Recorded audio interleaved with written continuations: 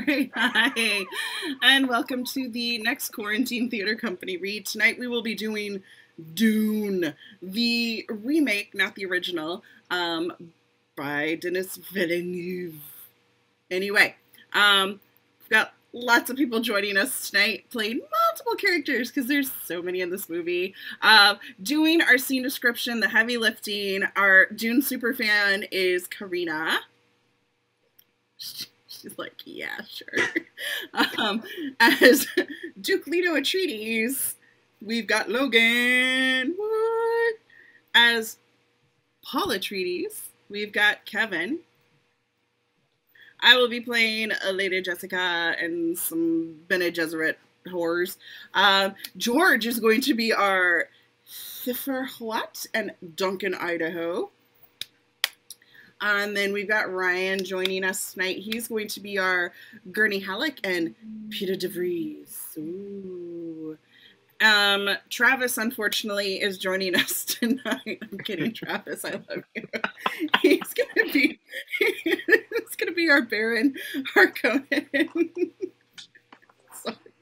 I'm in a rare form today. It's the heat has gotten to my head. And then last but not least, we've got Jennifer joining us. She's going to be our Chani and our Dr. Keynes. So without further ado, let's hit it. Without further ado, Dune. Screenplay by John Spatz and Denis Villeneuve and Eric Roth, based on the novel Dune by Frank Herbert. Dream sequence, exterior Arrakis, end of day. The planet Arrakis is seen from space, track across its endless windswept terrain. We glide into a low-hanging dark cloud that generated by a massive mining vehicle, Harvester, kicking up glowing flecks of space.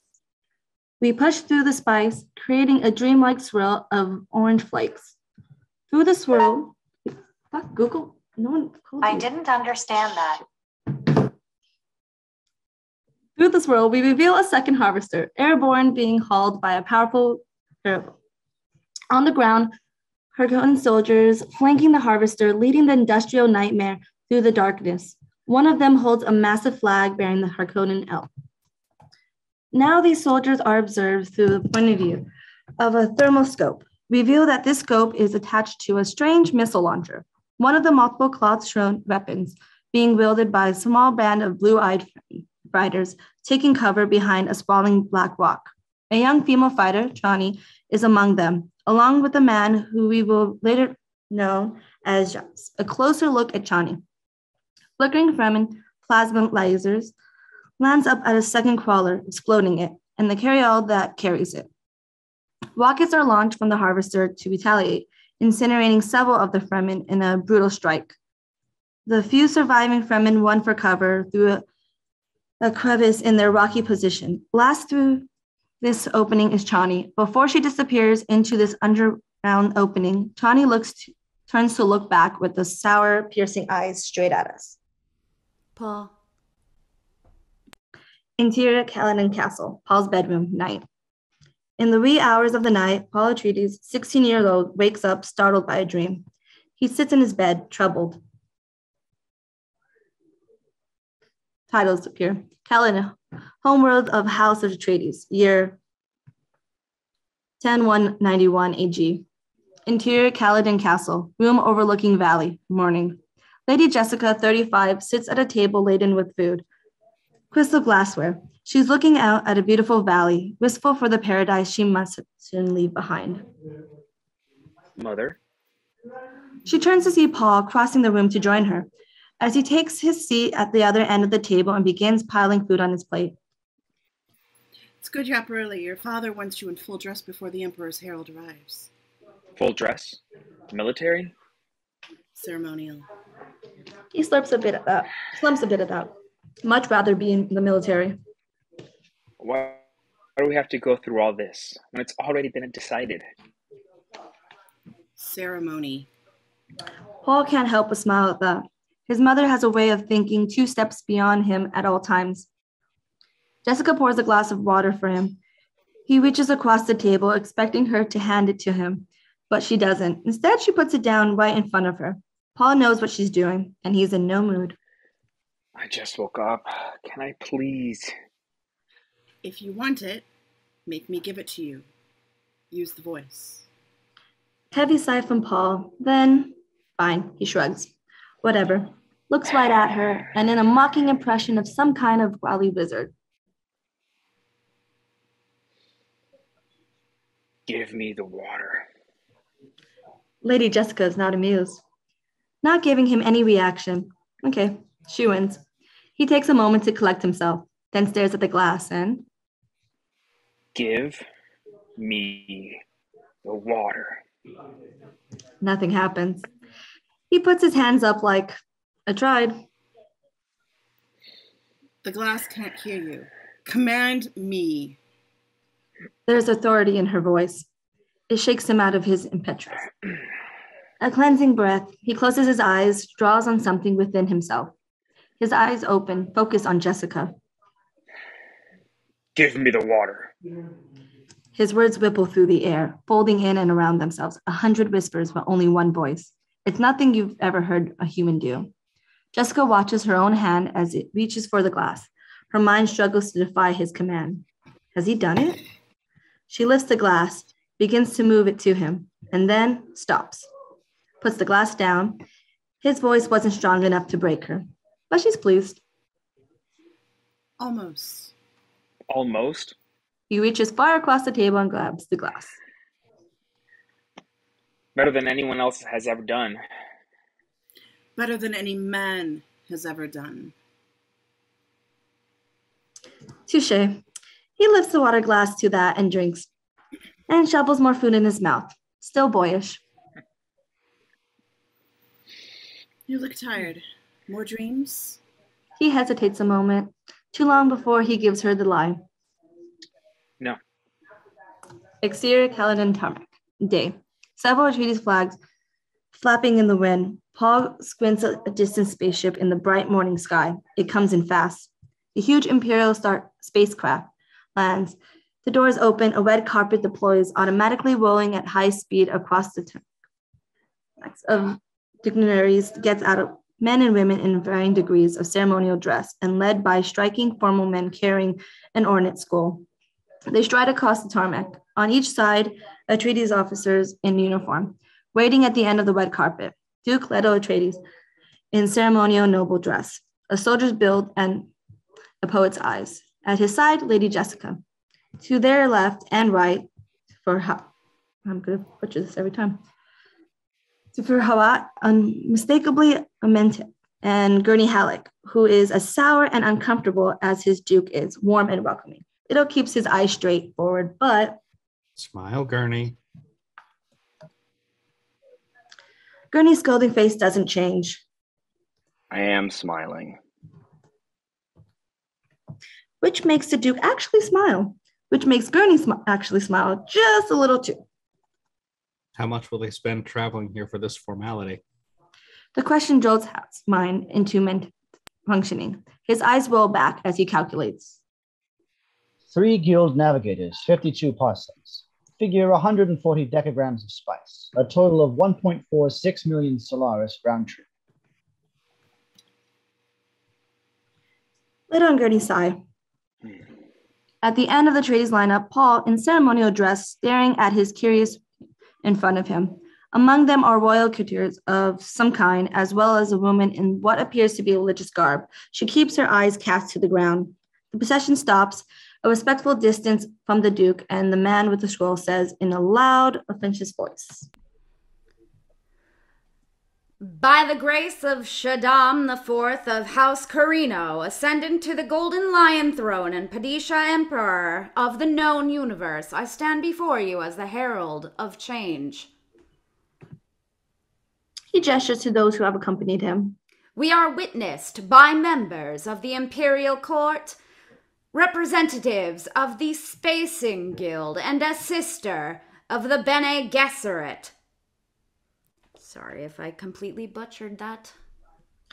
The religious woman finally lifts her eyes to see Jessica staring right back at her. They share a similar kind of adornment to their clothing, as if part of the same order. The Bene Gesserit woman does not look down anymore, and you would be forgiven to think she did not come here to witness the signing of the document, but for something else. House Atreides is one of the oldest and most respected members of the Landstrad. In the wake of the failure of House Harkonnen, the other houses, great houses, have turned to you in hope. Shaddam IV agrees. I can't snap, but I wish I could. With a flourish snap, the herald unfurls the scroll. House Atreides will immediately take control of Arrakis and serve as its steward. Do you accept? Leto steps forward, and the Atreides turn one to face him. For centuries, House Atreides has stood for honor, not only for itself, but for the benefit of all.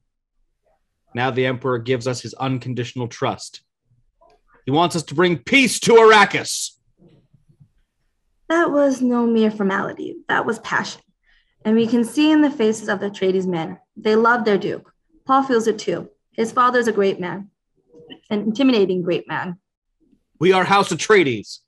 There is no call we do not answer. There is no faith that we betray. The Emperor asks us to lead. House Atreides accepts. With one voice, the officers shout out, Atreides! Atreides! Atreides! Atreides! Atreides! The herald is pleased. He gestures for Duke Leto to approach. Leto takes the ceremonial quill and signs the scroll. Then the Bene Gesserit sister steps forward and lights a small stick of wax, muttering a prayer to herself as the wax drips into a pool of the scroll. Your seal. Duke Leto holds up his hand. On it, a signet ring. He presses it carefully into the wax. The Bene Gesserit looks at Jessica once more, then casts her eyes towards Paul, then back to Jessica. Jessica tries to keep her composure, but a message has just been sent, and whatever it is, it has frightened her. Leto pulls his ring away from the seal. The herald checks it in its place, then quickly rolls the scroll back up.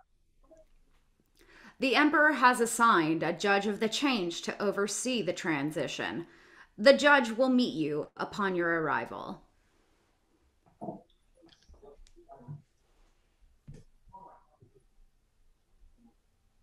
So, it's done.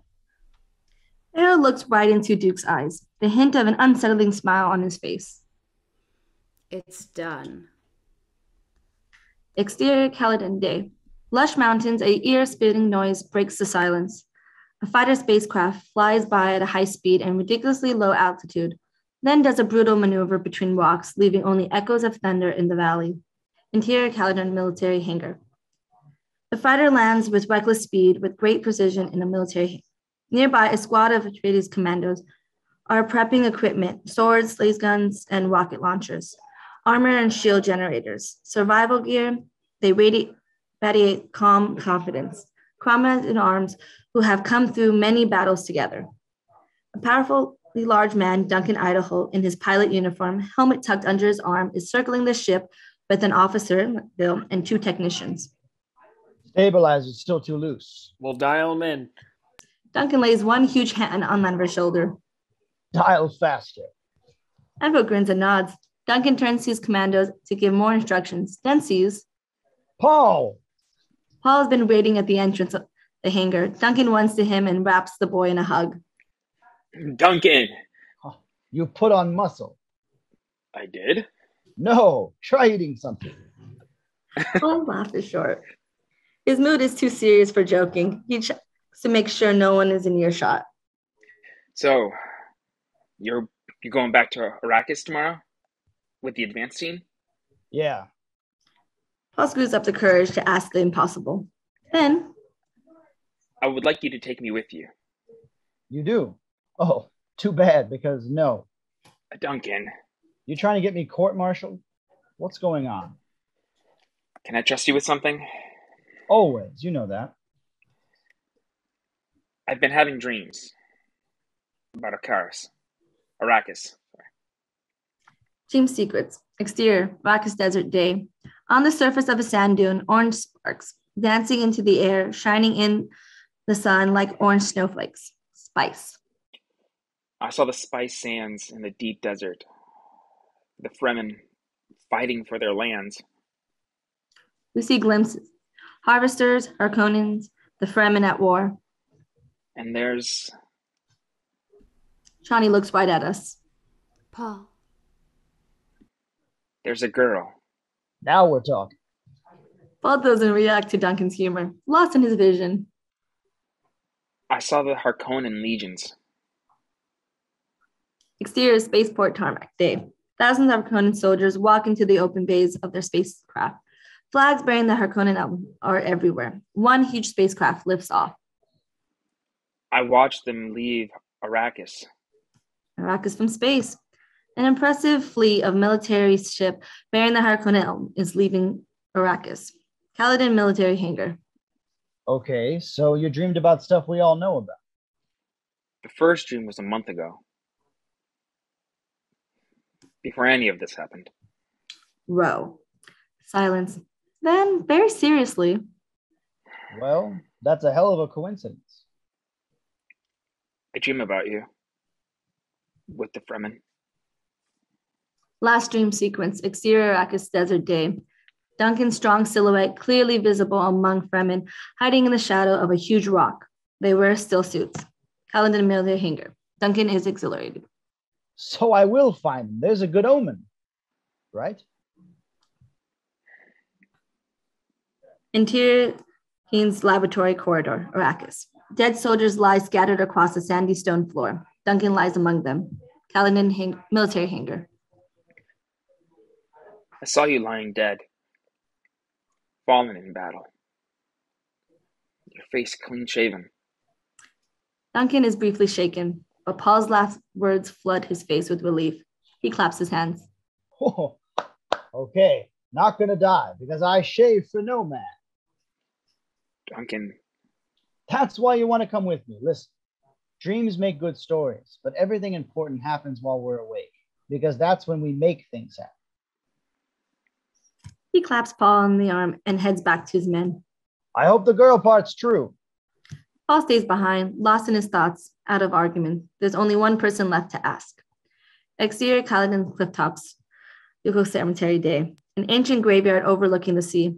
Duke Leto is carefully ripping stray dirt from a grave, on which he's carved a bas relief of a man fighting a giant bull. He sees Paul walking to join him, pleased at the sight of his son. I miss him. Last look at grandfather's gravestone. Damn bull. Leto looks around him, the serenity of the cemetery. I wish we could bring them all with us. The centuries-old tombstones. You don't think we'll ever come back? I think Arrakis is far away. Takes all Paul courage to pronounce the next lines. Father, I'm here to ask you to join Duncan Idaho scout mission on Arrakis. I'd be an asset to him. Out of the question. He'll travel to Arrakis in a few weeks like the rest of us. Leto looks at his son directly in the eyes. You know why. You're the future of House Atreides, Paul.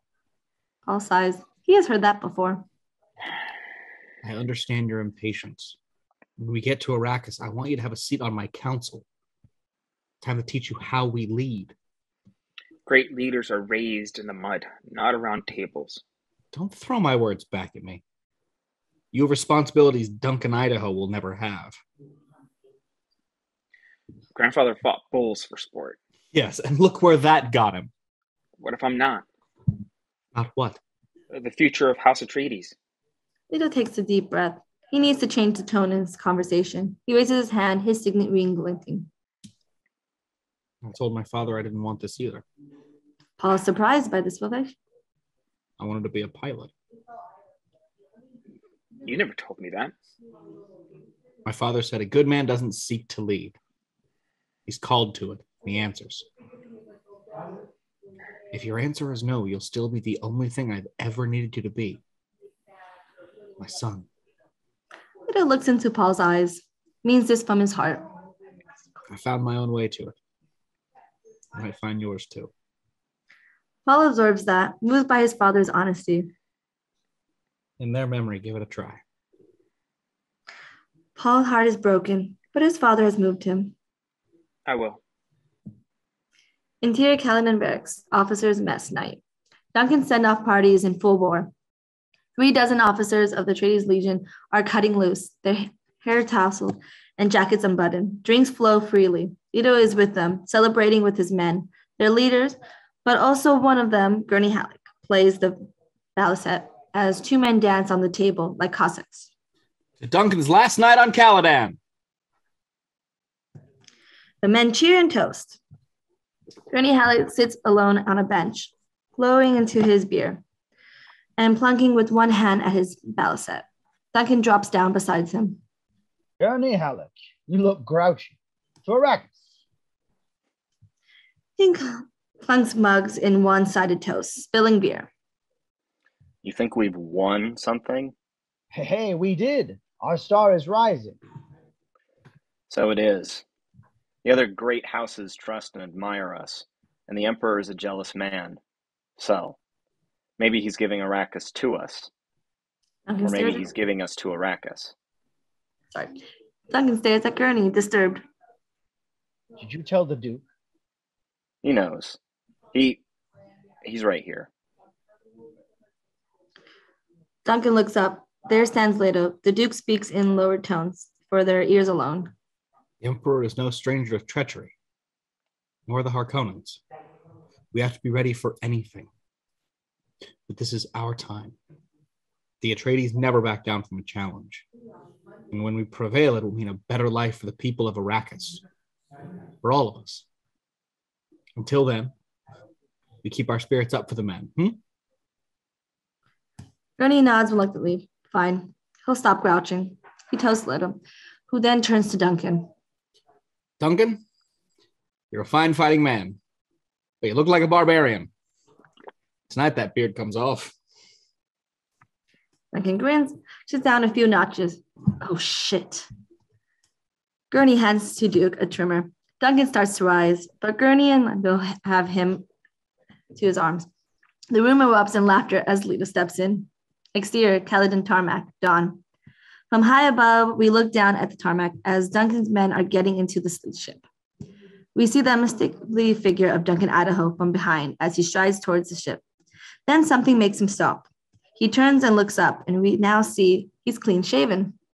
Reveal, Paul looking down at Duncan from a castle window. Duncan holds a hand up in goodbye, and in that moment, both of them want Duncan's words to be true. Maybe Paul hasn't seen the future, but only what he might be. Duncan's spaceship takes off in a brutal swirl of dust, vanishing into Caladan's blue sky. Paul is left behind, sad. Interior, Paul's bedroom, same. Soldiers and servants are helping Paul to move his belongings out of his quarters. Here, Paul's study day. Paul's study has been mostly packed in boxes. Paul is reading a book about Fremen, fascinated. Besides him is a film book, holographic documentary shows a distant cloaked silhouette walking in the desert, using strange erratic patterns. A Fremen using the sandwalk. The image is old and bad quality. The Fremen, the native tribes of Arrakis, use the sandwalk to avoid worm attacks. Sandworms are drawn to rhythmic noises. The sidewalk is designed to emulate the natural sounds of the desert. Paul tries to mimic the sandwalk. Interior training room day. Paul stands in a fencing practice room, a sword in his hand, dressed for practice, breathing deeply, sweat on his brow. He faces a battered old target dummy. He lunges in a precision attack, his arm strong and sure, recovers, and attacks again. Paul feels a presence, but doesn't turn. Someone else is in the room. Don't stand with your back to the door. How many times do we need to tell you? I could tell it was you by your footsteps, Gurney Halleck. Paul turns. Gurney stands behind them. His arms are full of swords and knives and scabbards. Are you the new weapons master? His tone is teasing. Gurney grins. He's the closest thing to a friend Paul has among his father's retainers. Gurney knows Paul since he was born and loves him like he was his own son. With Duncan Idaho gone, I must make do as best I may. He lays the weapons out on the table in matching pairs. Choose your blade. Not today. Without Duncan, what's the point? Gurney picks up And without warning, he throws it in Paul's direction.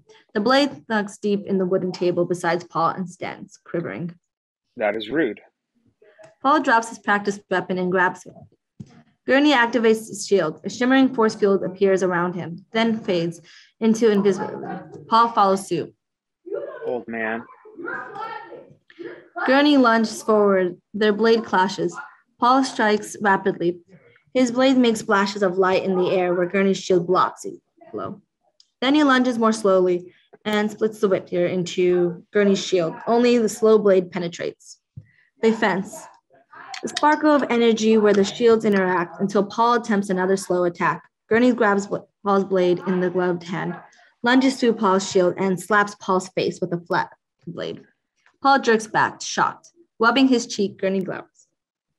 Never let a man inside your guard, even in sport, not even me. I guess I'm not in the mood today. Mood? What has mood to do with it? You fight when the necessity arises, no matter your mood. Now, fight. He attacks fiercely, his sword snaking into Paul's shield. Paul falls back, hard pressed, backed up against the table. Paul rolls across the tabletop and comes up to the far side with the dagger in his free hand. 2 weapons now. Come on. He leaps over the table, a flickering flame. Paul's in trouble. He takes a deep breath. Paul executes a surprising combat move. He deflects Gurney's blade, gets inside its guard, and his blade stops, quivering, an inch from Gurney's throat. I have you. Aye. But look down, my lord. Paul glances down without lowering his sword. Gurney has a dagger in his left hand, the blade an inch from Paul's groin. You'd have joined me in death. He grins and deactivates his shield, leaving the blades, his menacing aspect melting away. I see you found the mood. Paul sighs and puts away his own weapons. Will it be that bad? Bad is a child's word. You don't get it, do you? You don't really understand the grave nature of what's happening to us. For 80 years, Arrakis belonged to House Harkonnen. 80 years! Burning the spice fields. Can you imagine the wealth? Now they are losing Arrakis. To us. You need to be ready. Your eyes. I need to see it in your eyes. You never met Harkonnens before. I have. They're not human. In the slave pits of Gidi Prime, Rabban Harkonnen himself killed my family, and he gave me this scar to remember him by. His fingers an ink-lined whip scar across his jawline. And I will never forget. Space. E Prime. A charcoal gray world orbits a cold blue sun. Super. Gidi Prime. Homeworld of House Harkonnen. Exterior cityscape of Gidi Prime's capital. A synthetic megalopolis,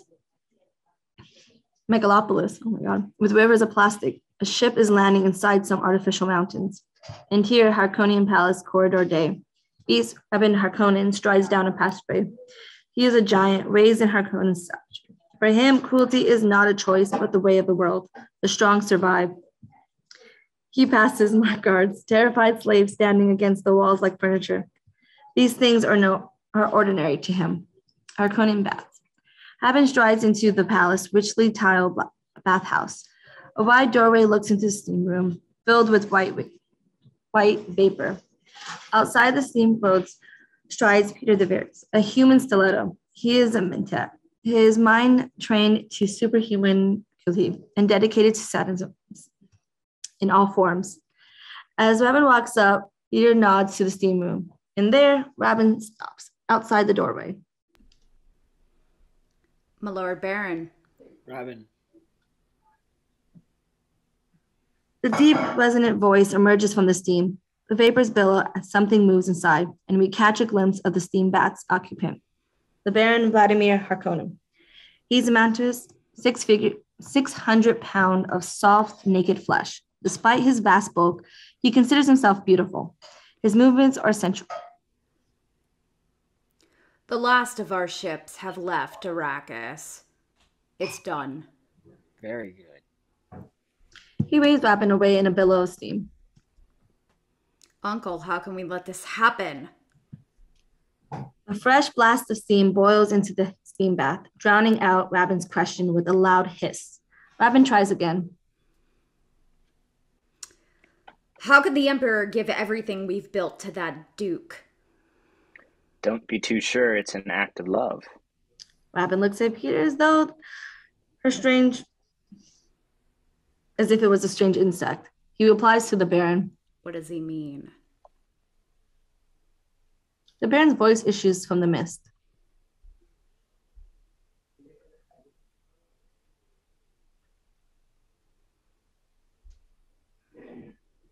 If is like it.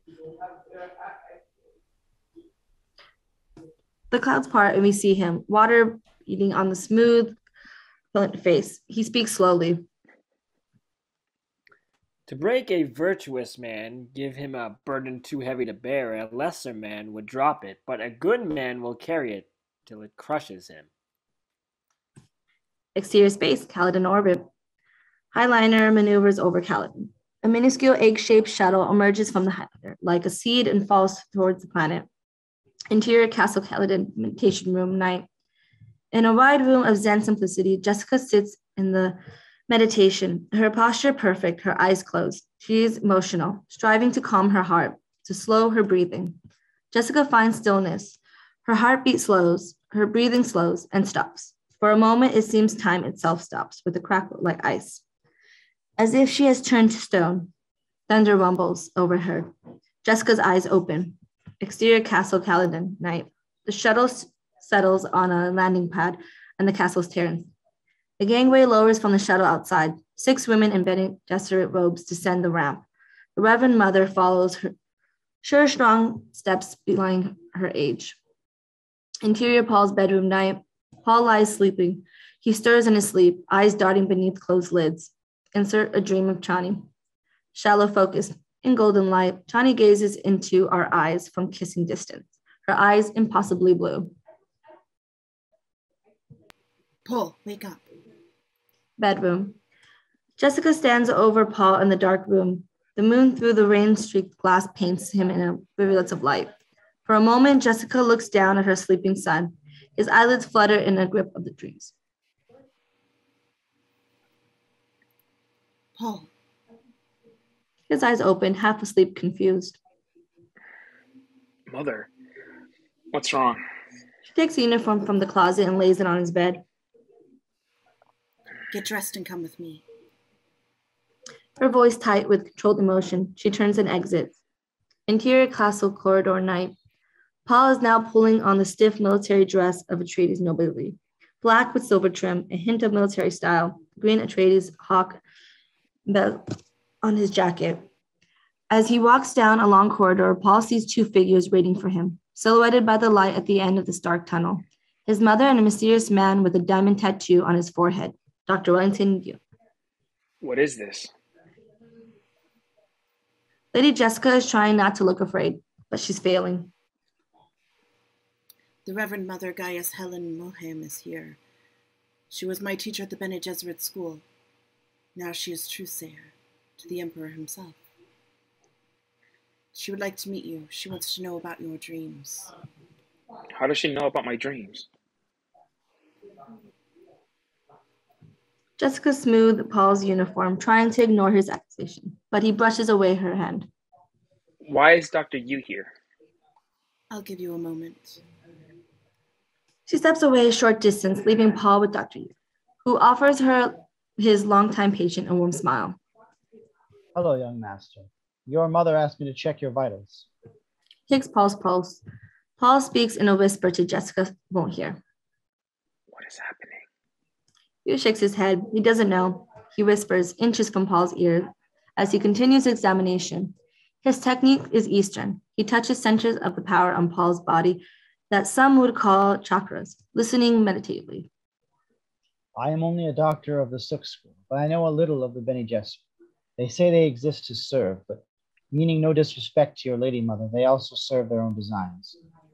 What are you saying? Go carefully. His heart is strong as ever, my lady. Jessica arrives at their side, nodding her appreciation. She makes elegant sign language movements with her left hand, subtitled, "Tell no one of this." Yu gives a slight bow and retreats down the corridor. Paul looks after him in confusion. Jessica reaches out to touch him one last time. Paul, please. Remember your training. With that, she opens the door to interior library night. Jessica leads Paul into the library. Wooden shelves heavy with ancient books. Spencer lights hover the room. Paul is mystified about the purpose of his midnight awakening. He finds the Reverend Mother waiting for them. She sits in a heavy wooden chair, her aged face ghostly against her black cloak. Her eyes glitter as she studies him. Jessica curtsies to the old woman. Paul is astonished by this meekness to his mother. He studies the Reverend Mother. She shakes the measure of him in turn. His stance, his stare. I'm just gonna have to stay here with my beard then. Defiance in the eyes. Like my beard. Like his father. Leave us. Jessica turns to go. Reluctantly, she pauses by Paul. You must do everything the Reverend Mother tells you. She hurries out. Paul glares at the Reverend Mother. You dismiss my mother in her own house? Come here. The command cracks like a whip, her voice suddenly more than human, compelling obedience irresistibly. This is the voice. Paul crosses the room to her, helpless to resist, shaken. Kneel. Paul fights to remain on his feet, but he cannot resist the command. He goes to his knees before the old woman. How dare you use the voice on me? She lifts a green metal cube, 6 inches tall from the folds of her robes, sets it on the arm of her chair. One side opens into the black interior, which no light can illuminate. Put your right hand in the box. She speaks in ordinary voice now. Paul doesn't comply. Your mother bade you obey me. Innovation of his mother's moves him. Reluctantly, Paul puts his hand in the box. The old woman leans forward, placing her hand beside Paul's neck, a glint of metal. He stares to turn his head. Stop. He freezes, breathing hard. We see a long, gleaming needle walk steadily in the old woman's hand, almost touching him. I hold at your neck the gam jabar, the poison needle. Instant death. This test is simple. Remove your hand from the box and you die. What's in the box? Pain. Paul stares at her. This is madness. No need to call the guards. Your mother stands outside that door. Outside the door, Jessica stands with her back to the door like a sentry. No one will get past her. Jessica's face is haunted with terror. Her son's life hangs in the balance. She begins to whisper against fear. It's not fear. Fear is the mind killer. Fear is the little death that brings obliteration. In the library, Paul stares at the Reverend Mother apprehensively, and suddenly he feels it, a tingling sensation in his fingers that makes his breath catch. He hisses in pain. Why are you doing this? An animal caught in a trap will gnaw off its own leg to escape. What will you do? Outside the door, Jessica's voice shakes as she whispers the litany. It's my fear. Excuse me. I will permit it to pass over me and through me.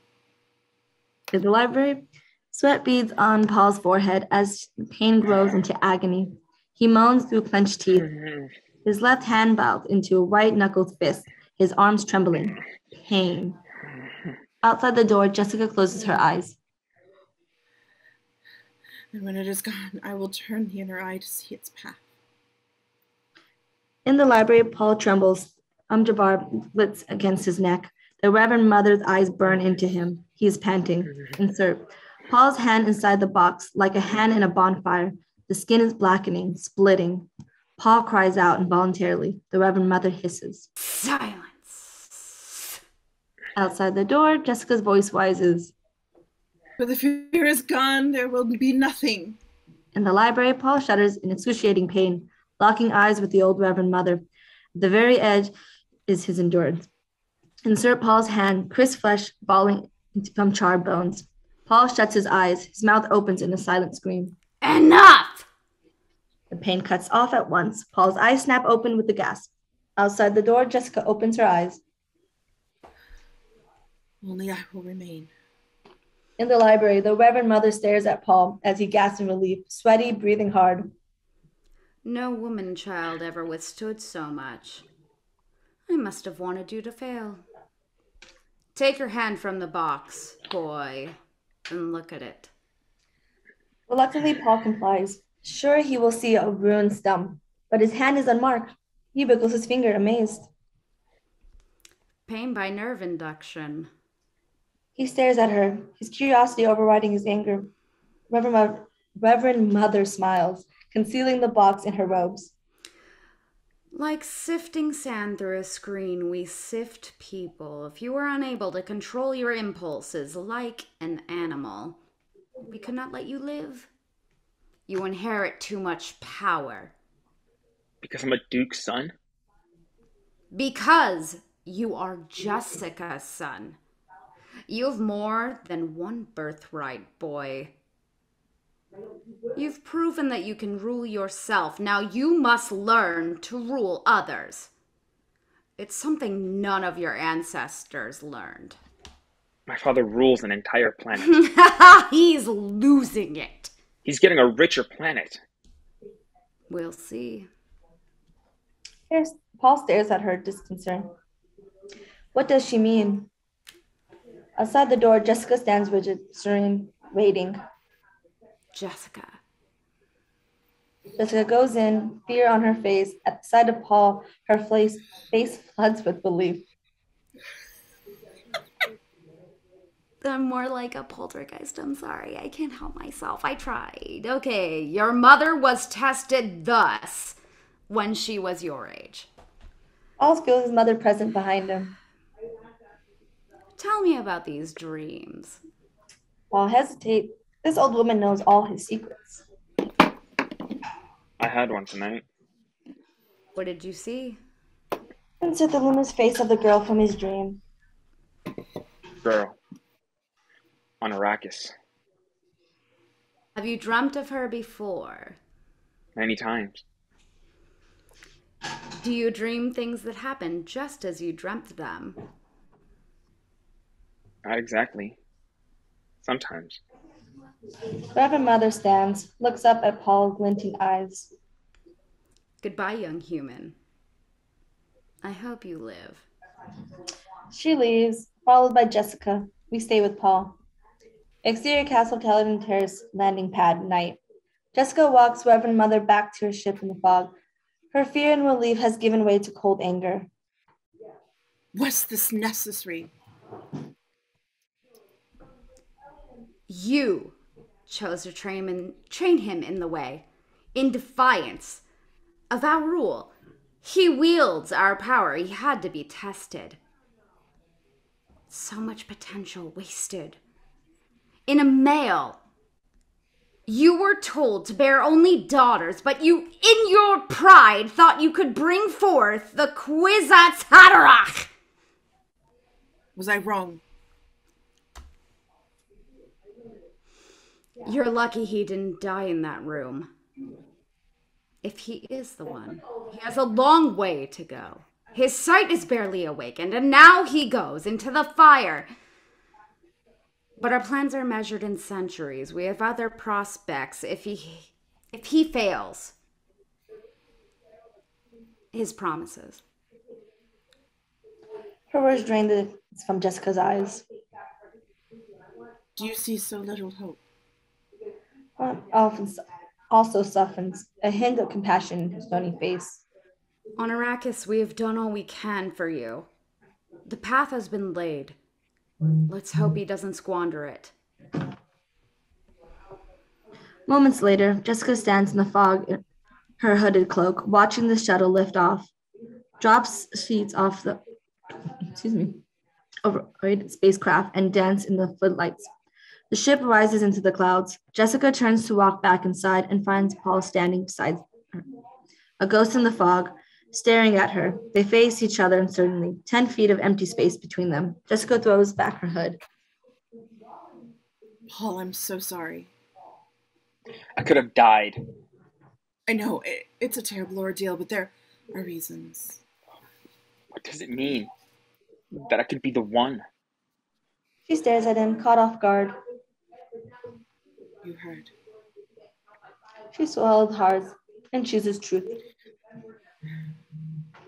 The Bene Gesserit serve as a powerful partners to the great houses, but there's more to it. You steer the politics of the Imperium from the shadows? I know. She blinks at that. He sees so much, but she presses on. You don't know everything. For thousands of years, we've been carefully choosing bloodlines to bring forth. The one? A mind, power enough to bridge space and time, past and future, who can help us lead us into a better future. We think he's very close now. Some believe he's here. All is done. He looks around, seeing every part of his life in new, bewildering light. His mother suddenly a strange alien presence. All part of a plan. Do you love my father? Yes. He hesitates to ask the next question. Looking very young, Jessica's face crumbles. Oh, Paul.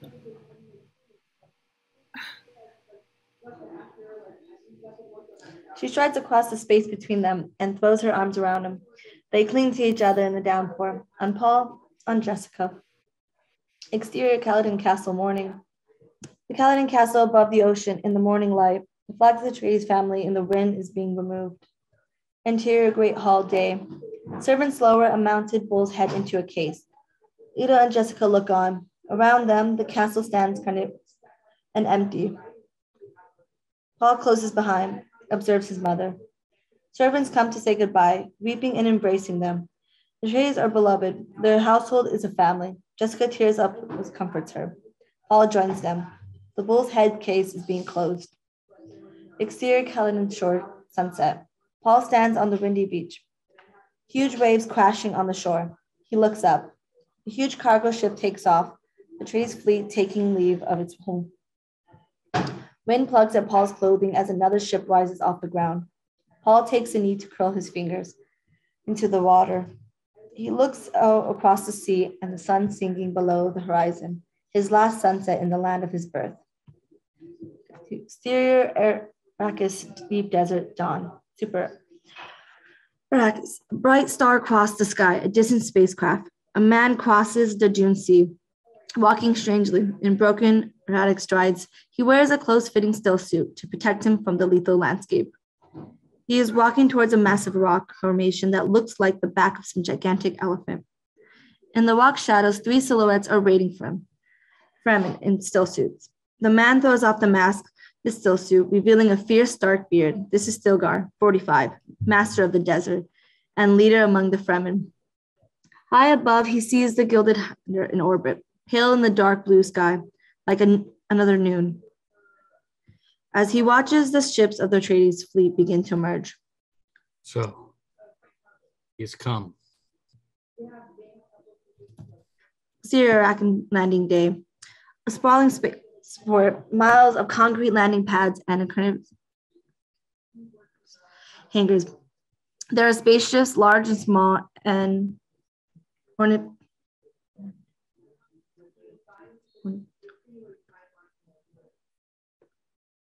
ornithopters, aircrafts that beat their wings like insects.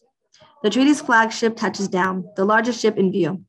On the perimeter of the field, Arrakis natives have turned out to watch the Atreides arrive. Thousands of people outside the barricades, huddling into the shade of the fences. Interior Atreides flagship boarding ramp. Flanked by bodyguards in combat armor, Leto, Jessica, Paul, and Gurney stand in the darkness in the ship's landing bay, waiting for the gateway to open. An Atreides officer, Lanville, gives an order to the guards.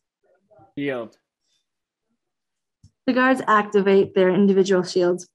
In the shadows, Jessica reaches for Leto's hand. He squeezes her hand in his, gives her a little smile.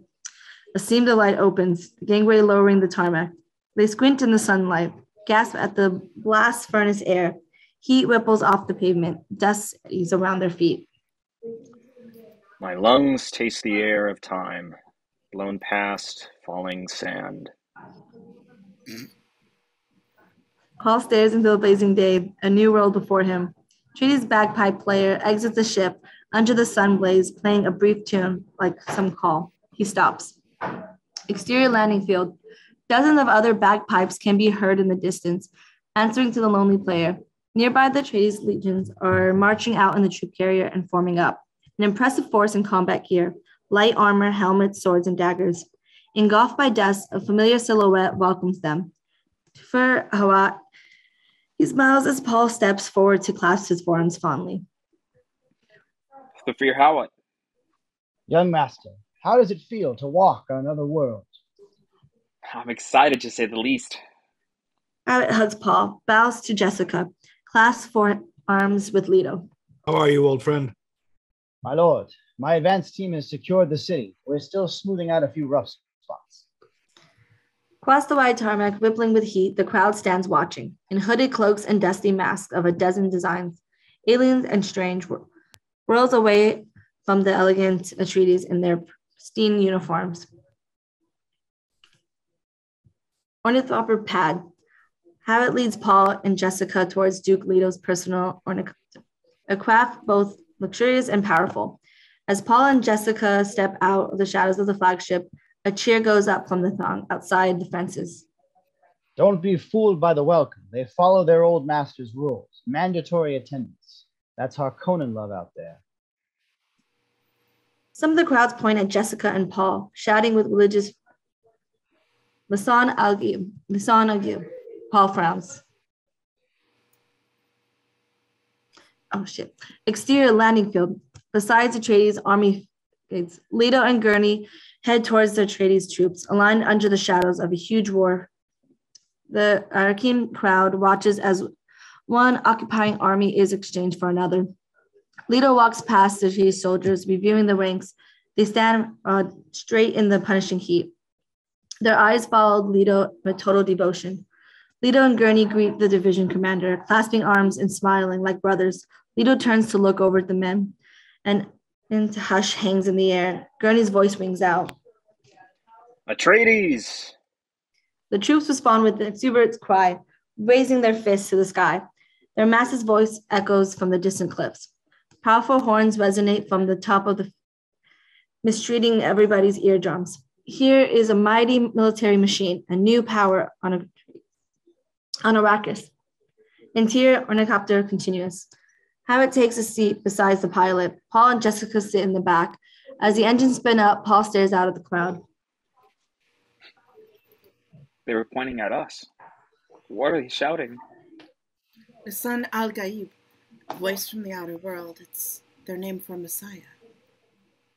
She speaks quietly for Paul's ears alone. It means the Bene Gesserit have been at work here. Planting superstitions? Preparing the way. These people have been wanting for centuries for the Lisan al-Gaib. They look at you and see the signs. Paul looks away from his mother. They see what they've been told to see. But Jessica just looks at her boy with quiet pride, his faith in him unshaken. Interrupting this moment, Howard looks back over his shoulder as the ornithopter motors powers up. Let's get you out of the sun. The heat can kill in this place. Interior, exterior, ornithopter in flight. Ornithopter lifts off, beating its powerful wings as it rises away from the spaceport. A squadron of gunships lift off with them and flies escort. As they rise, we see the vastness of the desert around them. As a wider vista opens up, they see a giant rocky rampart in the distance. Paul marvels at the sight, turns to stare at a new wonder.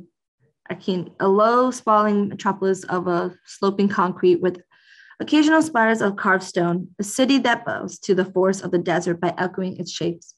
Had Ornithopter and its escorts converge on a brutalist palace of sloping concrete plains in the center of the city. 20 date palm trees stand in the courtyard. Interior residency, great hall day. Cyclopean in scale, built to the last 10,000 years. Tufer, Paul, and Jessica walk in the cards. Exterior residency balcony day. A lofty balcony overlooking Arrakeen. Leto and Gurney look out through high-tech binoculars. Heat ripples off the concrete. Leto scans the city, Sear lines, deadly heat waves, dusty hand, and dusty sky melted together. The Duke notes the unexpected silence of this metropolis. Almost admires it. Almost. It's so quiet. Yeah, that's what worries me too. The men lower their binoculars to look at each other with shared concern. The two most vulnerable points of the spaceport and the refinery. I want you guarding them around the clock. If we can't harvest spice and ship it off world, we're dead here. Officer Lenville moves forward with a small group of nervous servants. Lord, the sun is too high now. We have to seal the doors. Peter grins and sighs. What do they say about this hellhole again?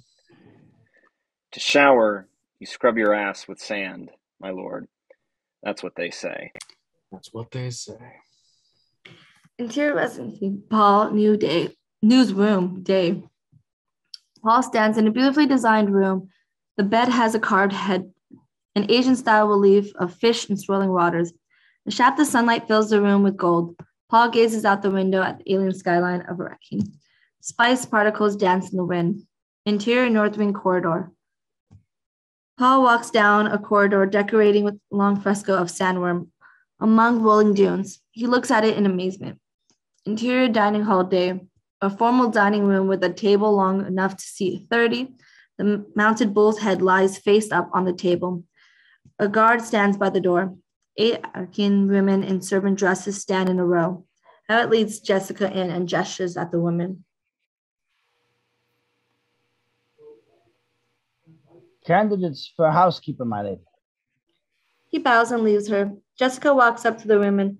They drop to their knees and prostrate themselves, startling her. Oh, is this a Rakan custom? One woman looks up, a weathered old woman of unknowable age with wise eyes and a blunt demeanor. Her lean body corded with muscle. She is the shadow map. Wow. Oops. Come on, Purple. My lady. They're Hawkins. Travis demanded it. Please rise. The women comply. Jessica walks down the row, studying each in turn. When she gets to the shot map, she lingers, observing her with hyper-awareness, her eyes, lips, hands. What is your name? The shadow mapes, my lady. Jessica doesn't take her eyes off lips. The rest of you may go. The other women file out, leaving Jessica and Mapes alone. There's a tension between the two of them, like gunfighters.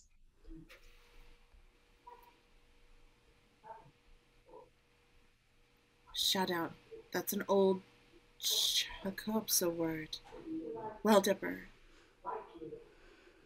You're Fremen. You know the ancient tongue. Jessica registers that. The missionaria protectiva at work. Still, she watches Mapes wearily, as if she were a wild animal. I know many things. I know you have a weapon concealed in your bodice. Mapes trembles in superstitious dread, lowering her eyes. I meant no offense, my lord, my lady. The guards promptly react. Jessica stops him with a discreet hand signal from Trady's battle language. Not now. Jessica speaks sternly, her body preparing for action. If you mean to harm me, I warn you. Whatever you're hiding won't be enough. Mapes' eyes wise to meet Jessica's bed. The weapon is meant as a gift, if you are truly the one. Slowly she reaches into her dress, pulls out a knife, and pulls it from its sleeve, revealing a milk-white blade, slightly translucent, wickedly sharp. It's beautiful. Do you know this? Jessica gazes at it in wonder. This is a mythical object. It's the Chris knife. Do you know its meaning? Jessica feels her way forward carefully, sensing the significance of the moment. Be ready for violence. The guard is on edge. ready to draw a sword. It's a maker of. Maker of the deep desert, Sayonara. When one has lived with prophecy for so long, the moment of revelation is a shock. Sayadina Lizan al-Gaib, the mother and the son. It's the knife and presses into Jessica's hands. It is yours. Tooth of Shai-Alud. Jessica's troubled by Maeve's fate. Exterior Arakian residency courtyard. Same moment, Paul walks in the courtyard. 2 rows of tall palm trees stalk under the brutal sun. Paul touches one of the trees, looking at Fawn moving slowly in the wind. Paul notices a few people press against the fence, gazing at the trees, praying. Some shout out to him, Izanagi. They lead us to the paradise. Paul hears them and becomes uncomfortable. You shouldn't be outside at this hour of the day. An old gardener wearing sun-protective clothes and a wide hat is taking care of one of the trees. What about them? Pilgrims. They don't care about heat strokes. I didn't know date palms could be found here. These aren't indigenous, imported a long time ago. They can't survive without them.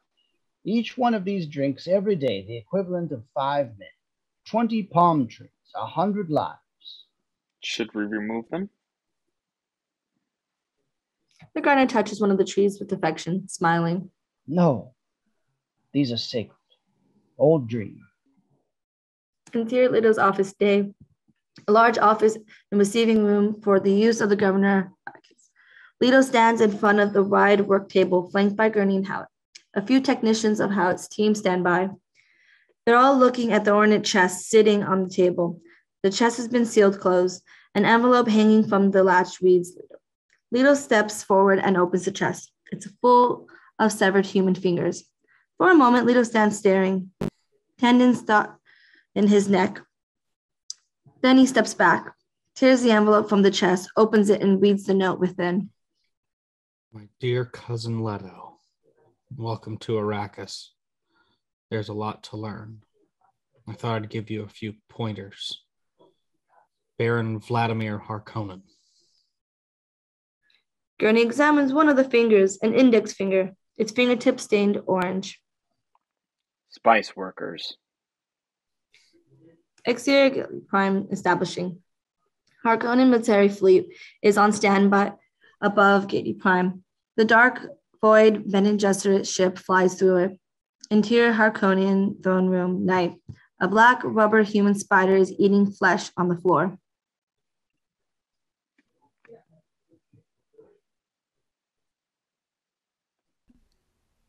The thing must go. You can speak without fear. Our pet doesn't understand your language. Get out! The rubber human spider leaves the room like a zombie. It understands. The Reverend Mother Marie stands like a column of obsidian in the Baron Harkonnen's throne room. The Baron sits with Peter. The Baron seems gracious. Peter, on the other hand, is tense. Activate the cone of silence.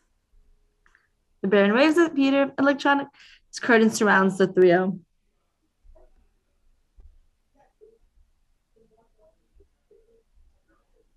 What is the Emperor's message? He will strengthen your hand. The Baron can barely hide his excitement. With his Sudakar army? It must never be known. As far as the great houses are concerned, what you do alone. Damn it, Travis. I had to. The Reverend's tone shifts slightly. She is playing her own hand now. Like I just said. Duke Leto Atreides means nothing to our order, but his wife is under our protection. And by extension, her son. You may not harm them. Do not fuck up any of the Muppet reads that Logan writes. Allow them the dignity of exile. He is about to protest, but the Baron extends his arm. widely in acceptance, rudely obscuring men. The Logan is a treasure that must not be tarnished or I'm so proud of you! or given false words of House Harkonnen would never dream of violating the sanctity of a Logan or of your order. You have my word. We will not harm them. She studies him. He suddenly becomes a closed book. Dangerous. But this is necessary. She nods to him and takes her leave. The moment the door shuts behind her, Peter turns to the Baron, frustrated. If the Duke's son lives, No. Atreides will live. and pacing, my lord, you give your word to the witch, and she sees too much. I said I would not harm them, so I shall not. But Arrakis is Arrakis. The desert takes the weak. And now the Baron begins to rise into the air, his hand to the side, palms forward, like some horrible mockery of Christ. My desert. My Arrakis. My Dune. Exterior Arachne night, moons over Arachne. Paul's dream exterior Arrakis desert day. Paul follows Chani in a narrow passage between huge rocks. Chani shows him a little nest of desert mice. They are close to each other. First intimate moment. Interior Arachne, Paul's bedroom night. Paul is dreaming. Paul's dream, interior Arrakis, dark room. A little plate with some spice powder on it. They say everybody here is addicted to it. An index comes into frame and grabs some grain with its tip. They say it's everywhere, in the food, in the air. Man in the shadows takes some spice powder with his index and brings it to his mouth. We finally see Gurney's face. He is wearing Fremen clothes and is very dirty with long gray hair. He smokes spice with a strange nargile. I say it's good for the spirit.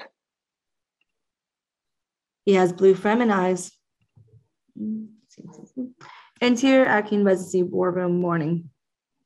We follow Paul into a conference room dominated by a long table where Leto's staff officers sit, including Howard Lanville and Gurney's grin as Paul enters. Paul Atreides, late to his first strategy meeting. Sorry to drag you out of bed. Chuckles and applause around the table. These officers love Paul as they love his father. Gurney pats his shoulder. Thanks for the humiliation, old man. Paul takes a seat beside his father. Leto enters, burden of the leadership lying on the shoulders like visible weight. He nods to staff officer, meeting their eyes in turn, sits at the head of the table. Started. Thufir. Operations.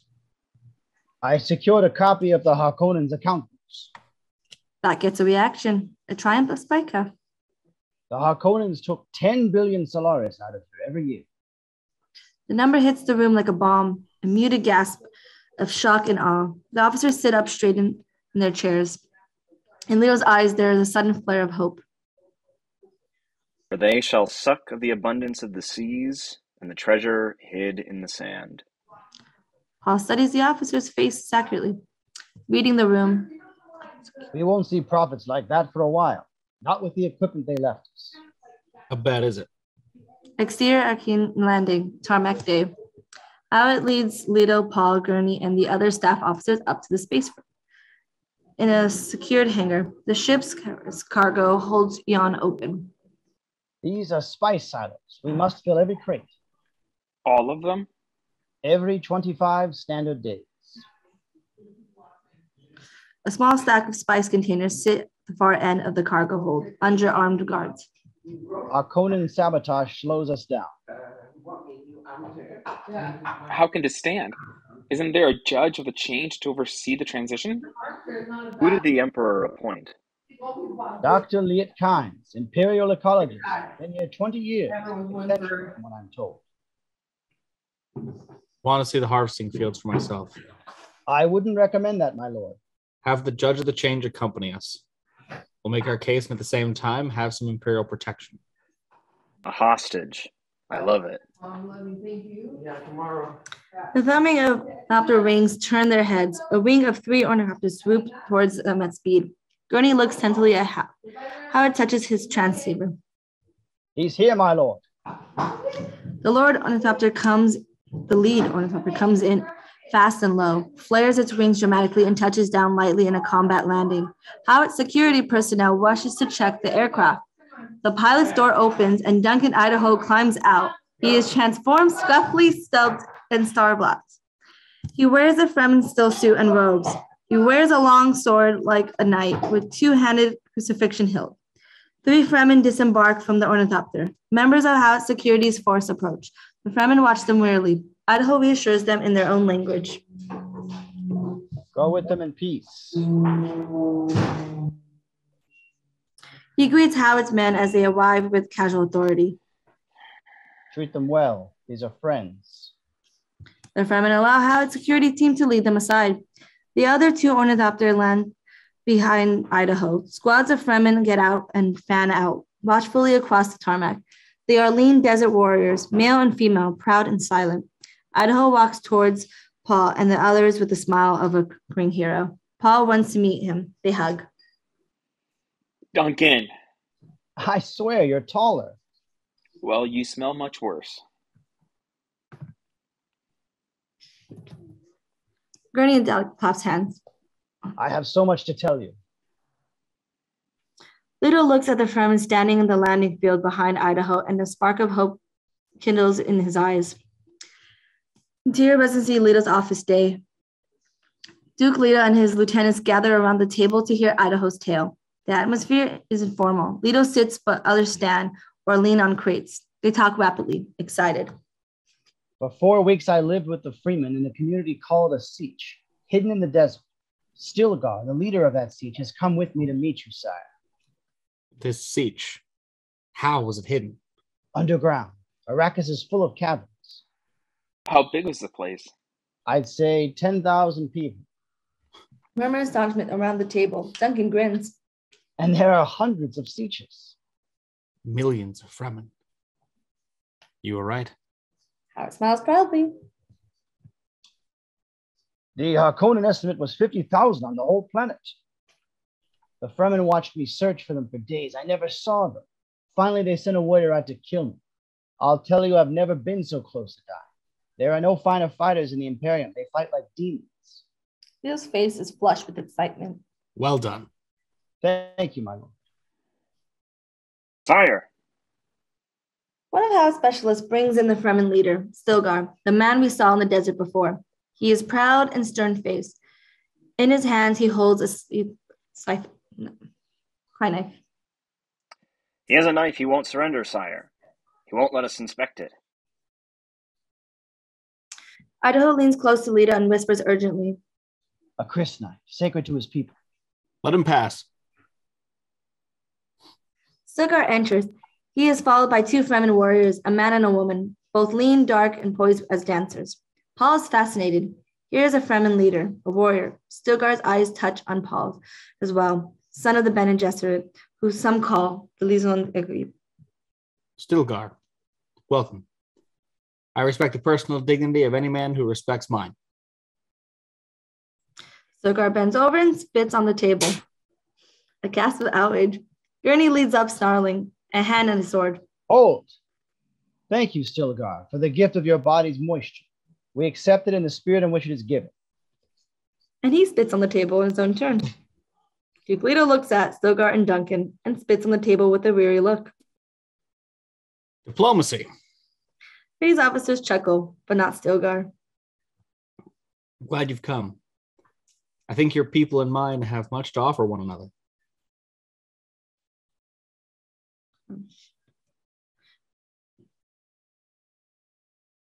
Stilgar looks back at him without warmth. You are outworlders. Come for the spice. You take it and give nothing in return. Paul stares at Stilgar, moved by his words. It's true. Ernie bristles at Stilgar's arrogant air. I know you've suffered under the Harkonnens. Name what you want. If it's in my power to grant, I'll give it and ask for nothing. Stilgar considers this gravely. I ask this. Do not seek our sieges or trespass in our lands. The desert was ours long before you came. Come and dig your spice, but when you have it, go back to the side of the shield wall. Leave the desert to the Fremen. You will address the Duke as sire or my lord. Gurney. The Emperor has given me Arrakis as my fief to rule and protect. I cannot promise not to travel in the desert if duty compels me, but your sieges will be yours forever, and you will never be hunted while I govern here. Stilgar weighs these words and finds them worthy. He nods. That is honorable. Stilgar bows his head slowly. That is all I have to say to you. Won't you stay? We would honor you. Stilgar's eyes find Paul. He gives a minimal nod of respect. Honor requires that I be elsewhere. I recognize you. Paul frowns, not understanding the words. Committing them to memory, Stilgar turns without further ceremony and strides back to his ornithopter, his Fremen bodyguard following him. I don't like him. Leto watches Stilgar go. He looks at Howard, who has watched these proceedings. Our plan bears fruit. Take time. Yes, it will take time. Exterior Arcane Barracks, dusk. Paul, Gurney, and Idaho sit in the military barracks, reunited friends with tales to tell, drinking wine. Idaho pulls out a rugged instrument and passes it to Paul. This is for you, a paracompass. The moon's here have magnetic field, so a simple compass needle won't point north. It takes a clever piece of clockwork to sort it out. Paul turns the compass in his hands, admiring it. The Fremen make these? And still suits, and sand compactors, all kinds of ingenious things. What the hell's a sand compactor? Idaho pulls a stubbly pistol-shaped device out of his belt and hands it over with a grin. That's a sand compactor. Gurney examines the strange tool dubiously. My God, man, you've gone native. You admire them. I do. They're fierce but loyal, attuned to the desert, part of it. It's part of them. Wait till you see. It's beautiful out there. Exterior spaceport morning. Several old and rusty harvesters are on repair. Very few carrels grab harvesters and take off with them. A little convoy of flying carrels bring harvesters towards the open desert. Interior Arcane Residency. Aircraft bay morning. Duke, Leto, and Paul emerges from followed by Gurney. All three wear still suits, the desert gear. They approach a waiting ornithopter. There stands Dr. Keynes, a tall, lean woman in her 40s who exudes pride and intelligence. She has the shocking blue eyes of spice saturation.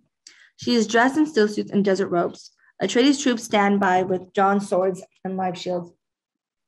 The judge of the change, sire, Dr. Liet Kynes. She nods slowly, meeting Leto's eyes boldly. My Lord Duke, welcome to Arrakis. You're the Imperial Ecologist. Thank you for the stillsuits. They're Fremen make, the best. With your permission, sire, I must check the integrity of your suits. She moves towards Leto without waiting for an answer. The guards leap forward, Gurney ripping his sword from its sleeve by instinct, but Leto holds up his hand. It's all right. He opens his arms, letting him inside his guard, close enough to kiss or kill.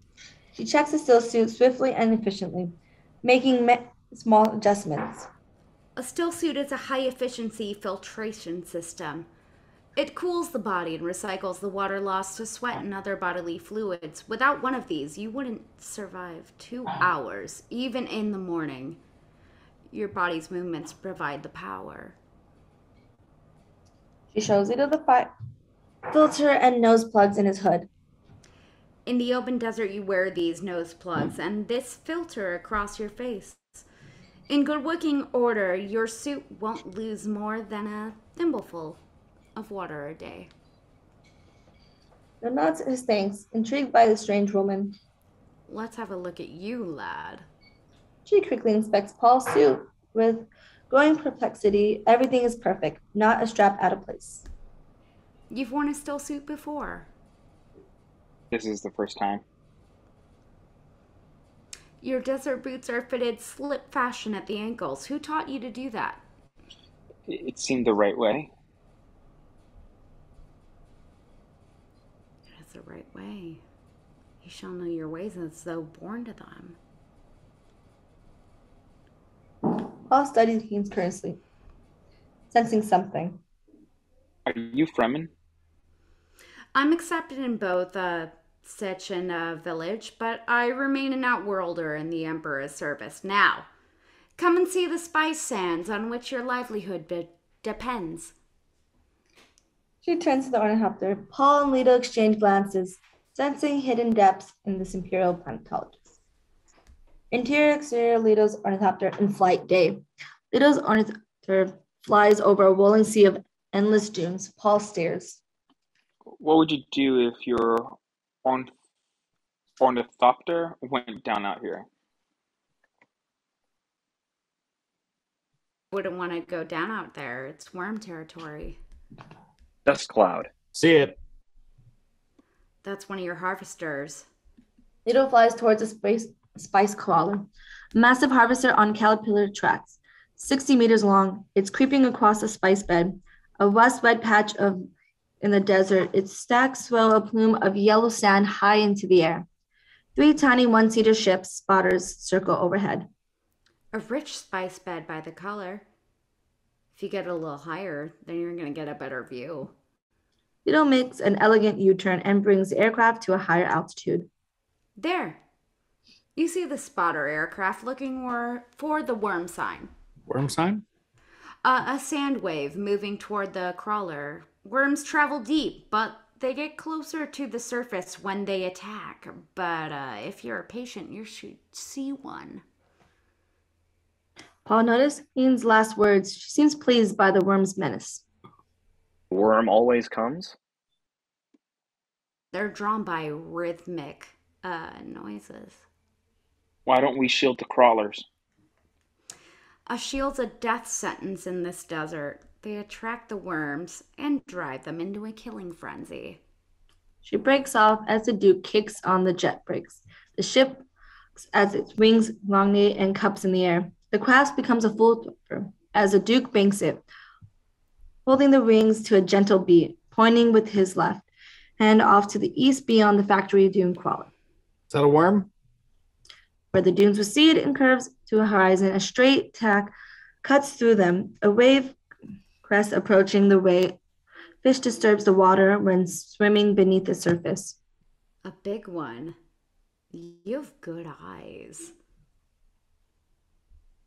She leans back and selects a frequency, looking at a grid chart on a roller over the head, speaks into the microphone. Calling crawler Delta Ajax Niner. Worming warning. Acknowledge. After a moment, a reply crackles back, casual and lethargic. Who calls Delta Ajax Niner over? They seem pretty calm about it. Unlisted flight. Imperium business. Worm sign north and east of your 3.7 kilometers. Delta Ajax 9, and this is Spotter 1. Worm sign confirmed. Stand by for contact fix. Worm is on intercept course. Your position contact in 6 minutes. Copy, Spotter 1. What happens now? They'll call the carryall to lift the crawler. They'll harvest right up to the last minute. Joe cranes his head around. He banks the thopter past the crawler's sand plume, scanning the horizon. There. Carol appears in the distance, flying slowly towards the harvester. It seems this is no emergency for them. The worm sign keeps coming on a direct course to the crawler. Alpha Zero on approach. Prepare for docking. Copy, Delta Ajax Niner crew. Be ready for docking. Contact in 4 minutes. Docking sequence initiated. Brace yourself. Carol hovers on top of the harvester and launches its anchors, but one of the 4 anchors stays stuck. We have an issue with one of the anchors. Stand by. He doesn't sound so casual anymore. Gurney sits forward. The broken anchor doesn't budge. The worm sign keeps coming. Alpha Zero, we're waiting. Hydraulics are dead. We won't make it. You'll need to evacuate. Are you out of your mind? We're not going out there. All call. Any carrying all in sector, please respond.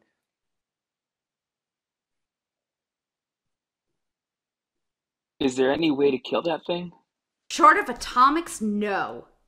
Contact in 3 minutes. Leader, Gurney come to battle stations like the veteran soldiers they are.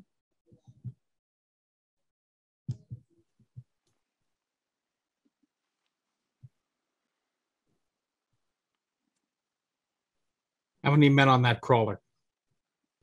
Crew of 21. Our ships can take 6 each. That's still 3 short. We'll find a way. Burley pushes the ornithopter's command. The ornithopter drives to high speed towards the crawler. Leto grabs the microphone. This is Duke Leto Atreides. We are coming down to take off Delta Ajax 9er's crew. We'll put down on the west.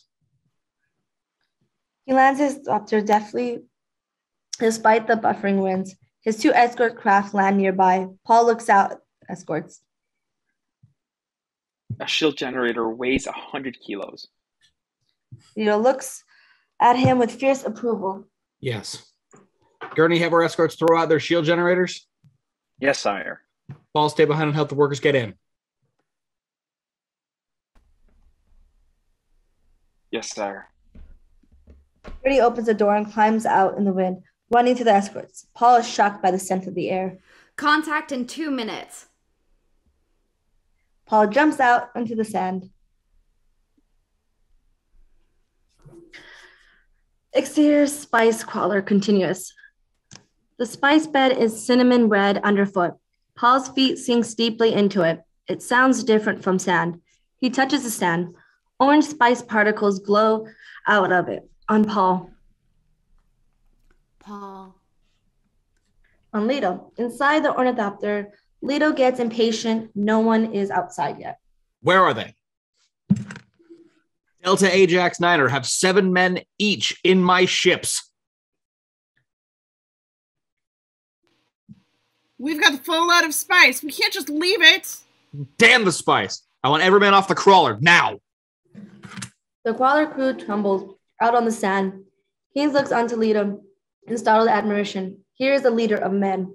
Back to Paul. In the distance, the approaching worm sign is clearly visible. Paul shouts at the spice workers stumbling through the dust. The carryall flies away slowly. This way! 7 there, 7 in here. They run past him gratefully in a desperate haste. Then a gust of wind slashes across the spice bed and coats Paul's face and body with a fine dust mane. Paul's breath catches. His pupils dilate. His heart pounds. Paul falls on his knees. Paul sees something we don't see. He is terrified. We hear powerful Bene Gesserit ghost voices. Quisas Haderach, Lisan al-Gaib. Quisas Haderach, Lisan Lisan al-Gaib. al-Gaib. Luke Leto's ornithopter. Haynes wrestles the back seat out of the aircraft and throws it on the sand. Spice workers crawl in and sit on the deck. Gurney arrives beside her, sees Paul's missing. He spins. Paul! Paul, on his knees, is a tiny inert figure almost under the spice crawler's caterpillar threads. The worm is almost upon them. The other ornithopters are lifting off on Paul. He is lost in his vision. Besides the crawler, the worm bearing down on him. I recognize your footsteps, old man. As Gurney drags him to his feet, shaking him from the vision. We have to run, Paul. Now! The hissing of the great worm through the sand fills the air, a tidal wave of sand about to break over them. Duke Leo's ornithopter. Leto lifts off with the ramp down, Jet screaming, eyes locked on his son, driving the aircraft to its limits. The sand wave subsides as the worm dives under the crawler. Leto strides on the ornithopter sideways with consummate skill. Paul and Gurney run out of the dust, but leaps on the ram. Gurney grabs a rail with one hand and Paul on the other. Go, go, go!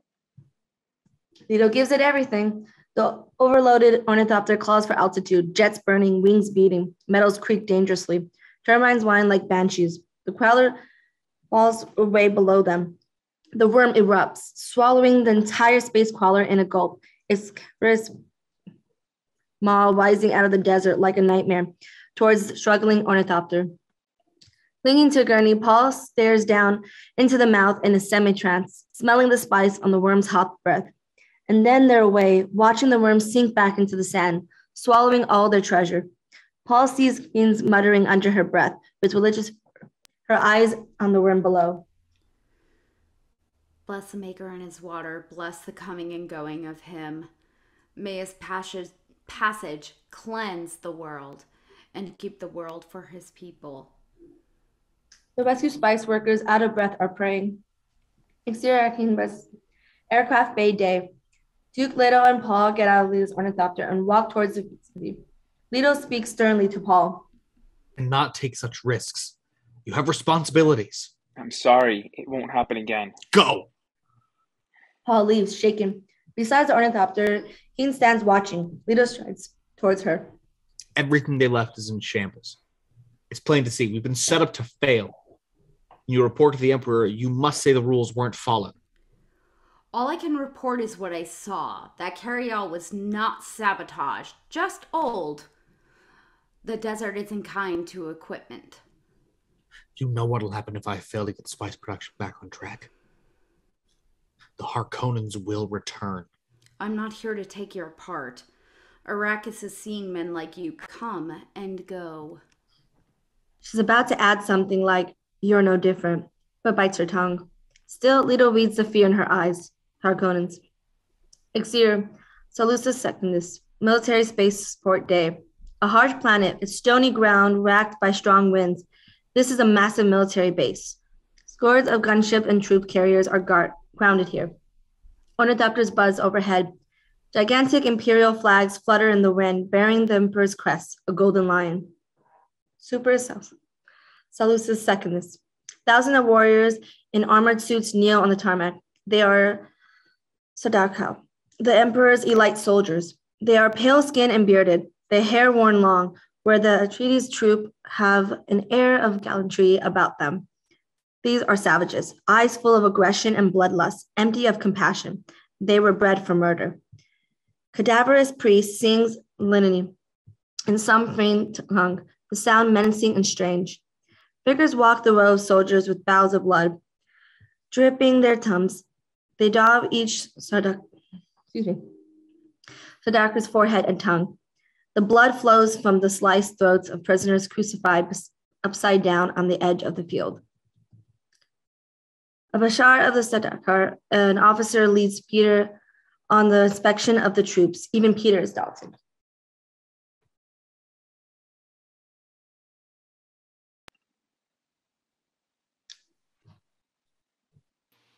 Damn it, Travis.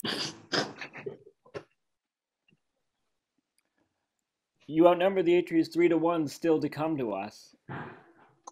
The Atreides legions are the finest in the Imperium, trained by Gurney Halleck and Duncan Idaho. The Bashir spins on him with a snout, making Peter step back. We are the Sardaukar, the Emperor's blades. All who stand against us fall. Just so. 3 battalions, as agreed. Sadaka finished their ritual. They rise in unison and thrust their swords into the air with a cry. Peter flinches. The Emperor commands it. It is done. Interior Paul's room sunset. Paul sits on his desk chair. As Dr. Yu examines him, Jessica stands beside him, concerned. Spice is a psychoactive chemical. You seem to be sensitive to small doses, a liability on Arrakis. You'll be fine. Thank you, Dr. Yu. He nods respectfully and exits. Paul looks at his mother. This wasn't an allergic reaction. I inhaled spice and I had visions, with my eyes wide open. What did you see? Exterior Arrakis desert morning. Chani in silhouette by the rising sun behind her, creating a beautiful halo. The young woman looks right at us with her outwardly blue eyes. She smiles.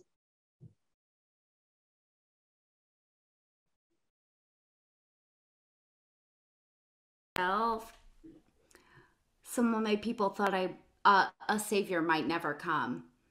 She leans close as if to kiss us. Paul.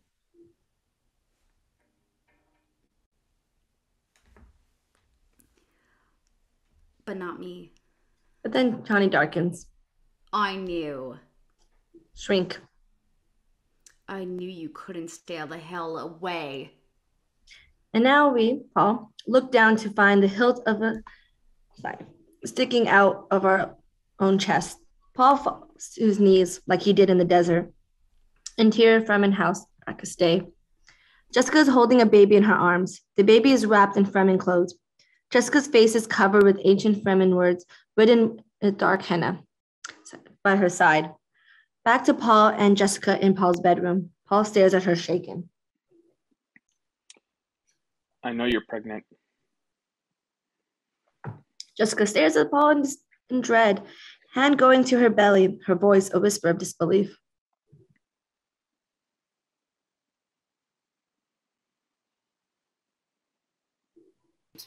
Said, you can't know that. I barely know that. It's only been a few weeks.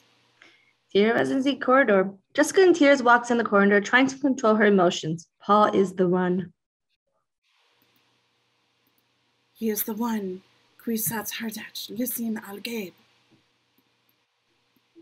Interior main hall sunset. Paul stands staring at a huge worm fresco in the hallway, his face troubled. Shadit maps him down the hall. In a glance, she takes in jubilant emotion. She pauses at his side.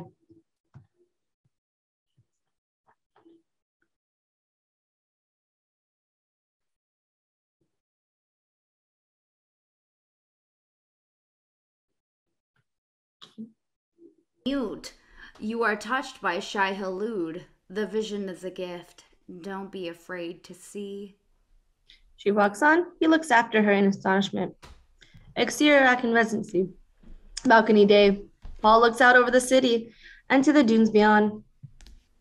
Lisan al-Gaib. Paul turns to see his father join him. That's what they call you, isn't it? Voice from the other world? He sees something in Paul's face. His Johnny tone sobers. It troubles you. Legend is a pretty word for a lie. I think you're afraid it might be true. Paul lowers his eyes, startled by how much Leto sees. But this his father, and he trusts him more than he trusts anyone. He bears his heart. How can I make my way if my destiny was written before I was born? Leto joins him at the railing to look out over Arrakis. If I tell you one day you'll find yourself on a mountaintop, what does that change? You still have to climb the mountain.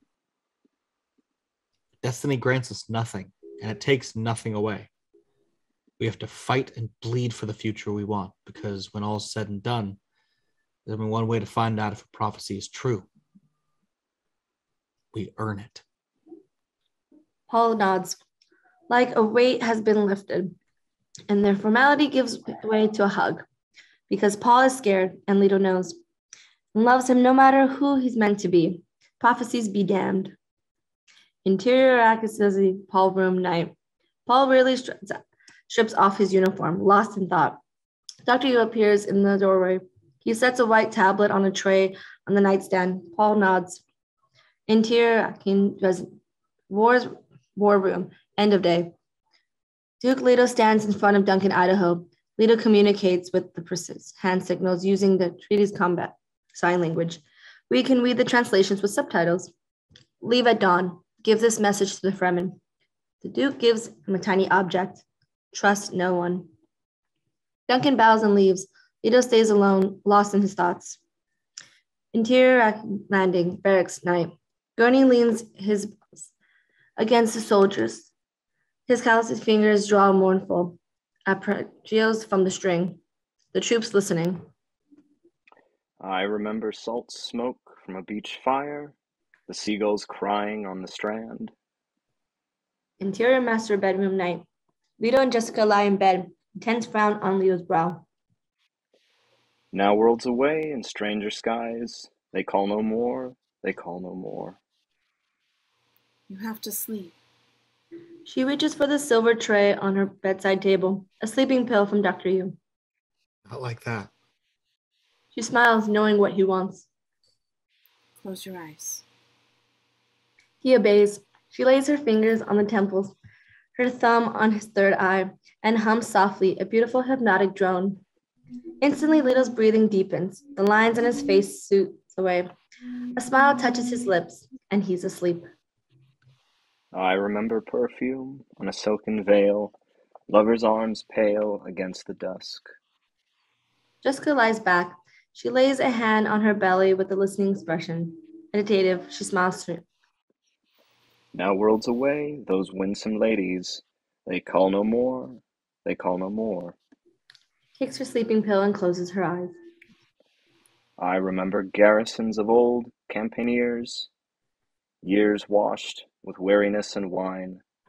Now worlds away, the war's forgotten. Exterior residency night. One by one, the lights in the windows go out. The house shields shimmers in the moonlight. They call no more, they call no more. Interior master bedroom, hours later. Leto awakens with a little gasp of anxiety. The room is dark now. The city outside is silent. He looks at Jessica. She sleeps deeply beside him. Her eyes stray out of the window, far away on the shield wall's cliffs. A flickering light draws his attention. He gets out of bed, staring at it. It's barely visible at the edge of the window. Interior main corridor night. Leto walks down a hallway to a wide window with the view of the shield wall. The flashing light is unmistakable. Blink, squint, flicker, flash, a signal.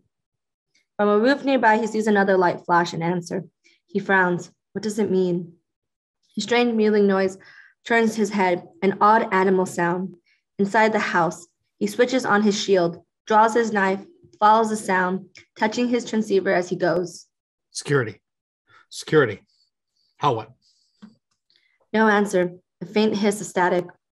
Something moves in the shadows, a figure dragging itself along the floor, a knife jutting from its back, a trail of blood stretching way behind. It's a shot miss, dying by inches. Leto kneels beside her, turns her on her side. Her eyes find his in the dark. She mumbles some inaudible words. She dies. Leto looks down the passageway in alarm. He runs. Interior corridor adjacent to shield generator night. Swift and silent, Leto races to the door of the shield generator room. The door, clearly labeled, stands ajar. Inside, the massive generators are still humming. Power on. Behind Leto, a dart pistol comes to bear and fires. A dart shoots out as it approaches Leto's shield. It opens, tiny wings, and slows, swapping like a swallow through a shield at low speed, then folds its wings and dives into his back. Leto stiffens as the drug dart takes effect. He spins, but his legs buckle. He staggers and slides down the wall to the floor, knife clattering from nerveless fingers. Leto is paralyzed. Dr. Yu walks in. Interior Akin landing, barracks night. Long rows of steel bunks. Gurney Halleck lies sleeping beside his regiment. Lieutenant bursts in and shakes him awake. Exterior Akin landing night. Gurney and his men spill out the night, pulling on their jackets and belts. In orbit overhead, they can see the running lights of a colossal highliner, and from that mighty ship, a vast Harkonnen war fleet is issued big and fast gunships, troops, carriers, quartering the sky in their hundreds. Gurney stares at the sight and despair filled his face. God in heaven, get everything with guns off the ground. The spaceport control tower blows up in a brutal and spectacular explosion. Exterior Arrakis orbit. Below the night side of her is a sea of darkness. The massive explosion of the spaceport control tower illuminates the desert. The shadow of a huge Harkonnen frigate slides in the foreground. Exterior Arcane landing night. Gurney and his men run towards one of the Atreides frigates. The ship explodes. The whole spaceport is being bombarded. Gurney leads the men across the tarmac, swords drawn, shield on. Troop ships are spilling Harkonnen soldiers ahead of them. Gurney charges 3 Harkonnen soldiers, a swift exchange of blades, and Gurney kills the Harkonnen, taking an enemy sword as last one falls. He looks around, his men vastly outnumbered, Harkonnen raining down all over the spaceport. He roars like a lion. With me, with me.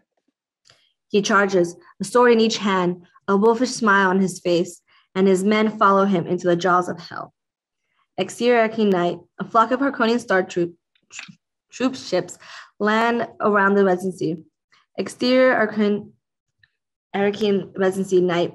The Atreides house guards are holding against Harkonnens' bodies, piling up at their feet.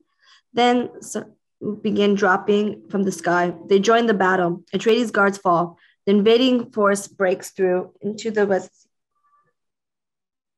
service corridor. Duke Leto sits slumped against the wall, shield deactivated. Yu stoops over him. Leto tries to rise and cannot move.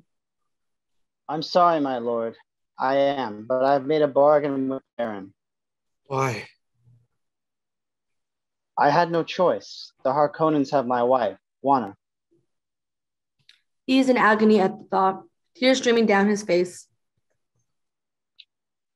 They take her apart like a doll. I will buy her freedom, and you are the price, but you and I will make another bargain between us. He pulls Cal's signet ring off Leto's hand, holds it up. For Paul, I will do what I can. The thoughts of his family drives Leto to desperation, but his paralysis is deepening and he cannot speak. And you will kill a man for me. Leto stares at him, not understanding. I'm going to replace the peg tooth in your mouth. He holds up a new false tooth. If you bite down hard, this tooth will crush. Breathe out and you will fill the air with poison. It will be your last breath. But if you choose your moment well, it will also be the Baron's. Interior Residency Paul's bedroom night. Paul stirs in his sleep, eyes moving under the closed lids. A Harkonnen soldier opens his door. Insert Chani. She looks at him in the warm light of the sun, so close.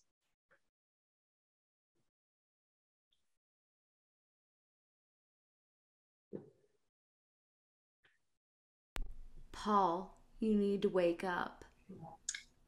Exterior Residency night. The date palms out front of the fire, casting a lurid light over the scene. There are hundreds of soldiers flooding into the house. Harkonnen ornithopters landing in the streets below. This is a massacre. In the courtyard, Atreides soldiers line up on their knees. Sardak begin to behead them with methodical swiftness. Rabin takes part in the execution with bloodthirsty zeal. Interior Residency corridor night. Duncan Idaho's shadows appear in the hallway. He sees a Sardaukar at the end of the corridor. He switches on his shield as two others Sardaukar one towards him. Idaho slips through the guard and kills them. A fourth Sardaukar fires two darts. From a slow dart pistol, they slam into Idaho's shield and begin to tunnel inward. Idaho slashes one dart with his sword, destroying it. Parries a blow from this, fires it, then slashes the other dart out of existence just before it punches through. He leaps and strides Sardaukar down. Interior Residency master bedroom night. Duncan runs into the Duke and Jessica's bedroom, empty. Interior Residency Paul's bedroom night. Duncan enters Paul's bedroom. Paul isn't there anymore. Interior ornithopter grounded in flight night. Jessica and Paul are loaded roughly into the ornithopter by a deaf trooper with a scarred face and two other troopers. The troopers wrestle them into the seat and strapping them down. We'll drop them in the desert. Someplace the worms will get them. Why not just cut their throats? It's the Duke's family. We can fake it's a truth sayer for this. Gotta be able to say we didn't kill him. Second trooper pilots the first trooper and the deaf trooper sit in the co-pilot navigating position respectively. Paul and Jessica are immobilized, ankles bound, hands tied behind them. Jessica still gagged. They look in horror at the devastation of Keen, the impossible multitude of Harkonian troops and warships. Their eyes meet, a calm descending on both of them. This is life or death. Their minds shift into higher levels of thought, and a gestured awareness, mental calculations. Paul twists away. Behind his back, he flashes a hand signal. The scarred trooper is deaf. Jessica turns to study the captors. The ornithopter, she sees a black diamond of the soap school etched in the back of the seat in front of her. Something stashed under the seat. The ornithopter lifts off. A haunting Arconian gunship, the plague, hovers over the city, pouring hell. Exterior shield walled night. The ornithopter passes over the shield wall into the desert. In the distance, we see Arakin landing on fire. Exterior rooftop night. Idaho crawls on the edge of the landing pad where Harkonian military ornithopter has landed. The aircraft is protected by several guards. Idaho comes down on top of the soldier and stabs him through the top of his head, turns and cuts down 4 others without mercy. Terrorized, the rest of the soldiers move away. Idaho gets in the ornithopter and lifts off, mechanical wings kicking up dust. As he rises above the next landing pad, he fires every rocket he got on Harkonian troop transport.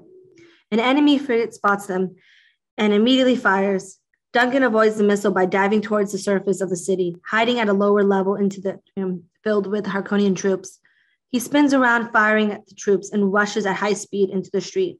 As the atrium explodes, bombs by the street is a dead end. His ornithopter brutally stops and does a radical vertical maneuver to get back to the surface as massive explosions eradicate what's left of the atrium. Being haunted by the fridge again, Idaho launches his ornithopter at high speed towards the edge of the protective wall of the war-torn city. Reaching the edge, he barely avoids several missiles, dives, and disappears into heavy clouds of dark smoke. He finally escapes. Exterior, Arakin Residency, balcony night. Harkonian warships hang triumphantly over the war-torn city.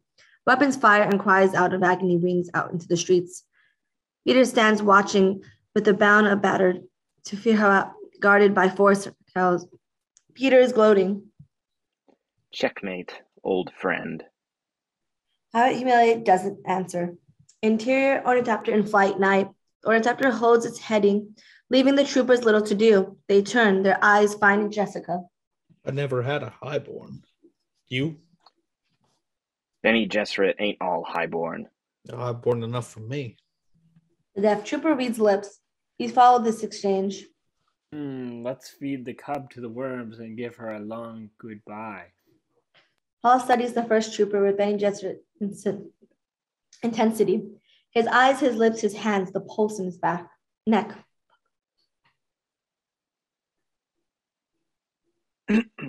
Don't you dare touch my mother. The deaf trooper gets up and kicks Paul in the stomach. Paul grunts in pain, gasping for air. Don't talk.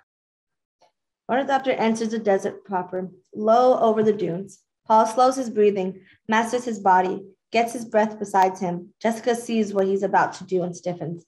He's not ready. She tries to catch his attention in vain, doing precise hand signals. Don't do this, you're not ready. Paul focuses on the first trooper. Remove her gag. No effect. Deaf trooper backhands Paul across the face. The first trooper taps the deaf trooper on the shoulder.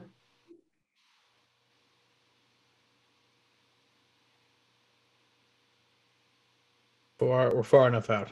Let's toss the boy. The deaf one nods and hauls the side door open. Wind through the ornithopter as it skims the dune tops. Paul looks at his mother. Your pitch was too high. The first trooper leans over Paul and unstraps him from the seat. As soon as his buckles are loose, Paul tries again. Remove her gag. Perfect tone. His voice echoes with unnatural authority, as if it were his own idea. The first trooper turns to Jessica, pulls his knife, and cuts her gag free. Too late. The deaf trooper sees what he's doing. He pulls the first trooper away. They stumble back, struggling. Kill him now. Instantly, the first trooper plunges his knife into the deaf trooper's throat. The deaf trooper stands like a statue, the knife jutting from his throat. Paralyzed, the first trooper stares at his hands, horrified at his own action. A sob bursts from him. Set us free. The first trooper unlatches Jessica's seat harness. He yanks his knife from the deaf trooper's throat. Blood gushes from the deaf man's neck. He sways, but does not fall. The first trooper kneels and cuts Paul's ankles free. But then the second trooper abandons the control, rushes back, and shoves the first troopers aside. Desperately, he tries to gag Jessica again, his clumsy struggle keeping her from speaking. Ornithopter's autopilot kicks in, safe landing protocol. Paul leaps from his seat, hands still bound behind him. He kicks hard into the second trooper's solar plexus, his foot digging deep and doing damage. The second trooper doubles over, and Paul kicks out on the moving ornithopter. A knife whistles towards Paul's neck. The first trooper returning to the fight. Paul throws himself backwards, dodging the blows, but falls to the deck. The first trooper comes for him. Stop! The first trooper freezes. Cut me loose. Swiftly and efficiently, he cuts the bonds of her ankles and then on her wrists. Give me the knife. The first trooper begins to weep. He gives her the knife. Instantly, Jessica rams the blade up under trooper's chin into his brains and yanks it free again. He falls dead. The deaf trooper bleeds out from his feet, collapsed from him. Jessica bends over Paul with the knife and frees his hands. Exterior dust basin night. The ornithopter unpiloted settles to the desert floor. Interior exterior ornithopter night. Jessica and Paul pick themselves up. On the horizon, many miles off, they can see the shield wall that shelters Akin. Explosion flashes above the shield. She reaches under the diamond mark left by you, pulls out the bundle under the seat, a compact, well-made backpack. Jessica opens the pack. A little light illuminated inside. Paul studies the contents. It's a Frem kit. Fremen survival gear. It'll give us a chance. Suddenly, a harsh voice squawks over the ornithopter's communicator, a guttural string of strange symbols. Harkonnen battle language. They're demanding a counterphrase. The harsh voice speaks again, more demanding now. Suddenly, the displays of the cockpit avionics go red, warning labels with threatening symbols. They've crippled the ship. They'll be on their way. They clamber out the ornithopter. Exterior sand dunes night. Paul and Jessica run away from the ornithopter. They find themselves on the rise in one direction. Akin burns, converse by war. In the other, a sea of dunes roll away to the horizon.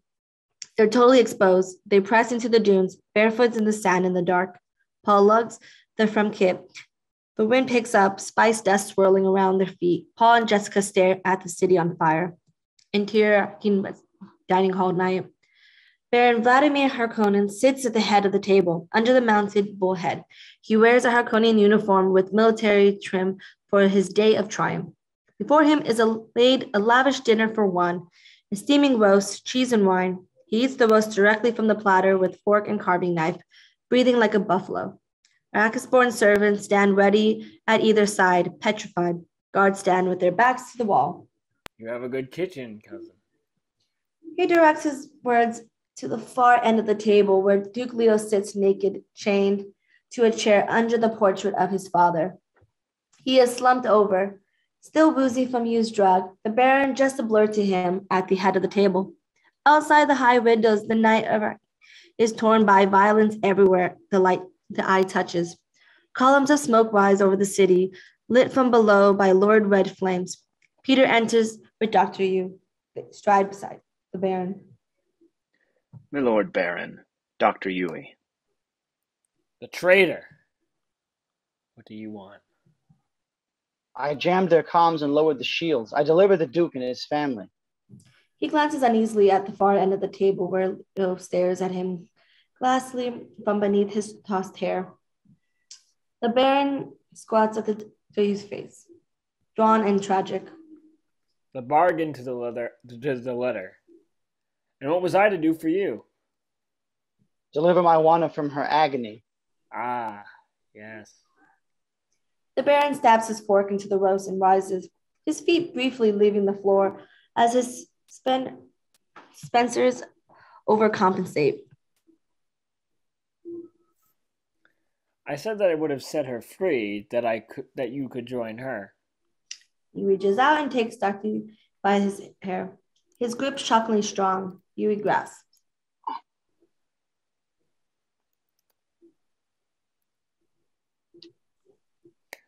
So join her.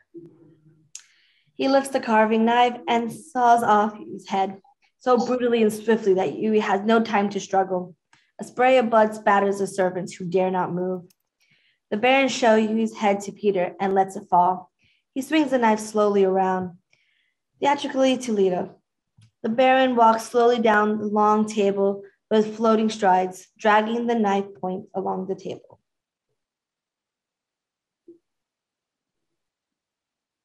What's next? Leto lifts his head to stare at the Baron, eyes focusing now. There is death in his look. He is a chained lion. Instantly, the Baron's hand goes to his belt and activates his shield. Peter giggles. Angry, the Baron prowls closer. For centuries, we traded the blood for blood, but no more. Your son is dead. Your concubine is dead. Tonight, House Atreides falls. Your bloodline ends forever. Leto lowers his head, taking a moment for his grief and rage. We see a brief mental image of Paul and then one of Jessica.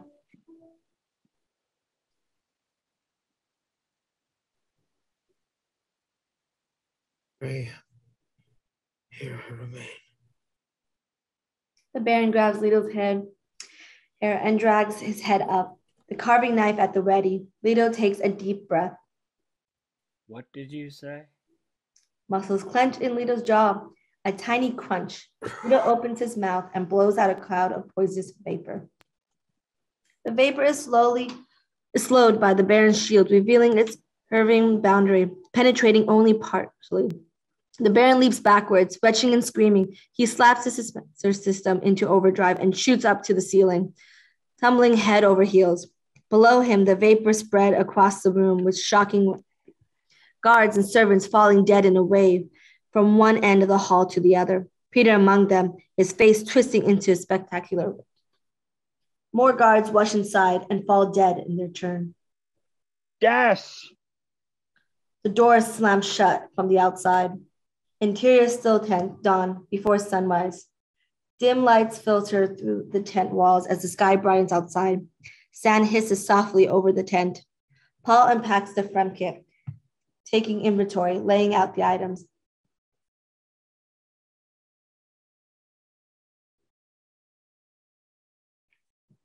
Oh, sorry. Sand compactor, paracompass, thumper, maker hooks, whatever they are. The manual of the desert. No still suits. One thing we... His breath catches. Beneath the manual, there is a folded slip of paper bound in a ribbon. Paul unfolds the paper. Inside, he finds a transmitter. The paper itself is a handwritten note in elegant calligraphy. This is Dr. Yu's handwriting. There is an Atreides transmitter in the front kit. If anyone survives, they'll find you. Paul pulls it out, and at the end of the ribbon dangles Leto's signet ring. They both stop breathing. Paul takes the ring off the ribbon and hands it to Jessica.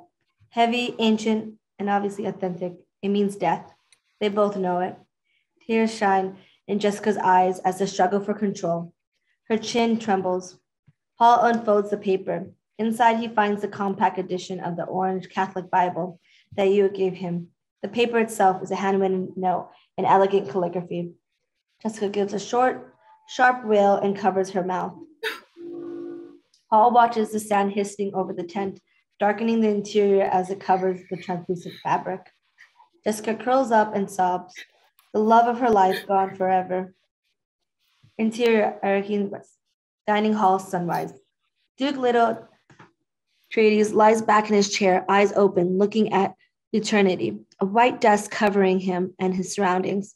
Around him, apocalyptic sights, dozens of bodies scattered across the floor, frozen in contorted positions like the dead of Pompeii. Amongst them, Peter. Harkonnen's guards enter the hall in sealed spacesuits, wheeling a filtration device to the purge in the air of poison. A sinister sound like ice breaking up on a lake in winter. The soldiers look up. The barren, massively body is glued to the high ceiling, curled up like a gigantic dead spider. Suddenly, it begins to move, crawling monstrously down the wall. The soldiers step back in superstitious dread. The Baron, his face hidden under his cloak, crawls out of the room. The soldiers exchange terrified looks. Exterior still tent, dawn, before sunrise. The wind-blown sands cover the last of the tent's exposed surface, concealing it completely. The sand keeps coming. Interior still tent, sunrise. Dark now, Paul illuminates a glow globe that fills the tent with a dim green radiance. An eerie and unsettling light spice particles dancing in the light. Jessica sits up, struggling to comprehend what has happened. Still racked with grief, but Paul is remote, analytical. Paul closes his eyes, seeing patterns, awareness expanding. Flashes of orange spice vision pulse through his awareness in the scent that follows, glimpses of possible futures. Spice vision, exterior Arrakis desert day. A vision of the future, Paul's most distant yet. We were looking at Chani, who is standing on the edge of some natural wonder overlooking a vast swath of desert. She seems more mature than in previous visions, and is now dressed in a long linen dress.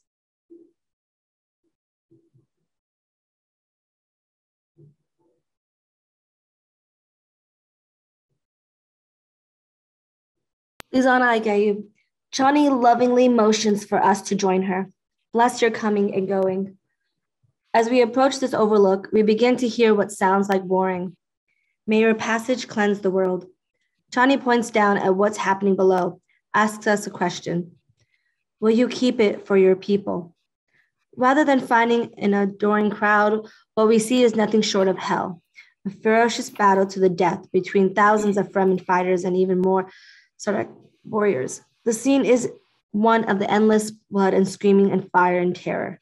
A warrior kills everything in his path without any mercy. We finally see his face. It's Paul. Exterior Caladan open bay of war spaceship. An army of Fremen are cheering as their leader, who's standing in the open door of a spacecraft hovering above the soldiers. We get it closer and we see that the dark leader figure is Paul, flanked by Chani and other soldiers. Closer look at Paul, dark and silent. Interior is still tent, sunrise. Paul snaps back to reality, shakes his head in bewilderment. My father is dead. Why can't I cry? He closes his eyes as spice visions shake him, like a drug altering his awareness. He glances at her with cold intensity. Jessica is shocked by his turn on his coldness. Paul.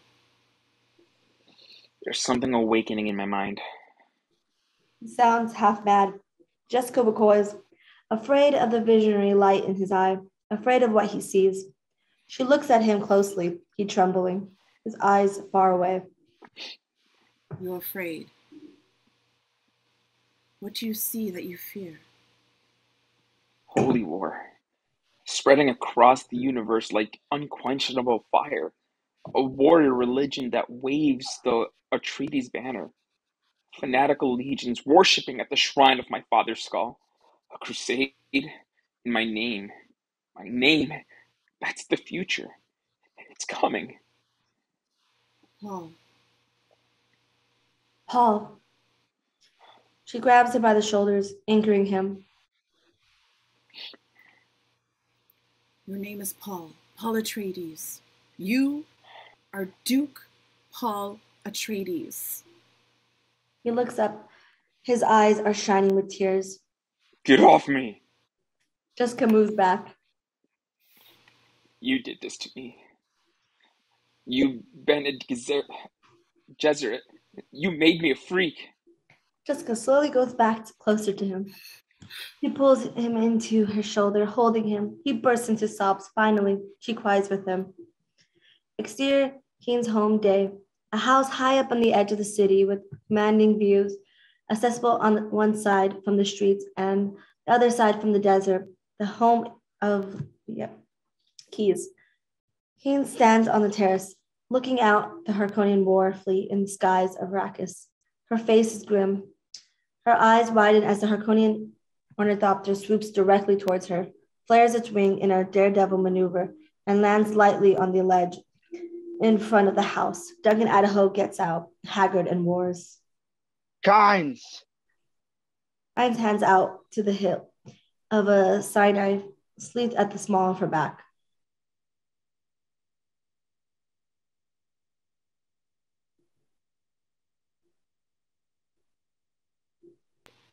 It's not safe for you here. Idaho draws a sword, trembling with rage, spits the words. Will you tell the great houses of the Landsred how we were betrayed, how the rest of them was murdered here? I'm commanded to say nothing, to see nothing. Idaho stares at her blankly at the import of that, sinks in. The Emperor sent us here to die. Haynes lowers her head, speaks almost to herself. God created Arrakis to test the faithful. Interior is still tent day. The dark tent is dimly lit by a pale glow tab. And beads of condensed form of the tent wall and drips into the communication system. Jessica lies sleeping. Paul is looking at his father's ring. He slowly puts it on his finger. We hear a signal from the transmitter. She wakes to see Paul bending over the water communication system. Someone is near. You need to drink. He detaches the catch pot and hands it to her. A scant offering of water. She drinks half of it and hands it back. He finishes it, both looking haggard. Skin dry, lips cracked. Let's get out of here. He picks up a sand compactor and turns to the tent door, opens the door. A trickle of sand pours in, but Paul activates the sand compactor. Its electrostatic field repels the sand and causes it to pack more tightly. He tunnels towards the surface. Exterior, Arrakis Desert sunset. Sand dunes glow in the light of an orange sunset, the twin moons rising in the sky. Silence and stillness. A sudden movement, a minuscule animal, a desert mouse with impressive huge ears, climbs a dune. The mouse reaches to the top of the dunes where a faint evening mist is blowing. It stands up in the wind, opening its ears wide like sails, capturing moisture. Tiny beads of water catches the fine hair and form droplets. The mouse drinks. A movement in the sands nearby sends the mouse scurrying off. Paul barrels up out of the sand with its compactor, looks around. 10 feet away, the desert mouse stands frozen. For a moment, they look at each other. The mouse hops away. Paul climbs out, reaches down the hole again and pulls out the from kit pack, reaches down one more time and drags Jessica out. She comes out drawing a trailing strap behind her. An ornithopter approaches, fast and low, nowhere to run. An ornithopter flares its wings aerobatically and touches down light as a feather. Paul bursts into a smile. That's Duncan. Idaho swings out of the pilot's seat, his eyes wide with astonishment and joy. He runs to them across the sand, throws his arms around, his voice husky with emotion. Tears rise in his eyes. He takes Paul by his shoulders. Paul, I'm so sorry. Your father. Duncan stiffens in realization, drops to his knees. Sir, sire, my Lord Duke. He presses his forehead to Paul's hand, overwhelmed. Jessica lays a loving hand on Duncan's head. Interior Duncan's ornithopter night. Paul and Jessica clamber into the rear seats and find Keith sitting in the co-pilot seat. Idaho passes a ration kit back to Paul and Jessica. They pull out water flasks and ration bars and drinks as Idaho takes control and lifts off. Dr. Keynes. She's found us a place to hide and friends to watch over us. Paul looks out the window at the ornithopter flanking them. Fremen. People I trust. Is there anyone else left?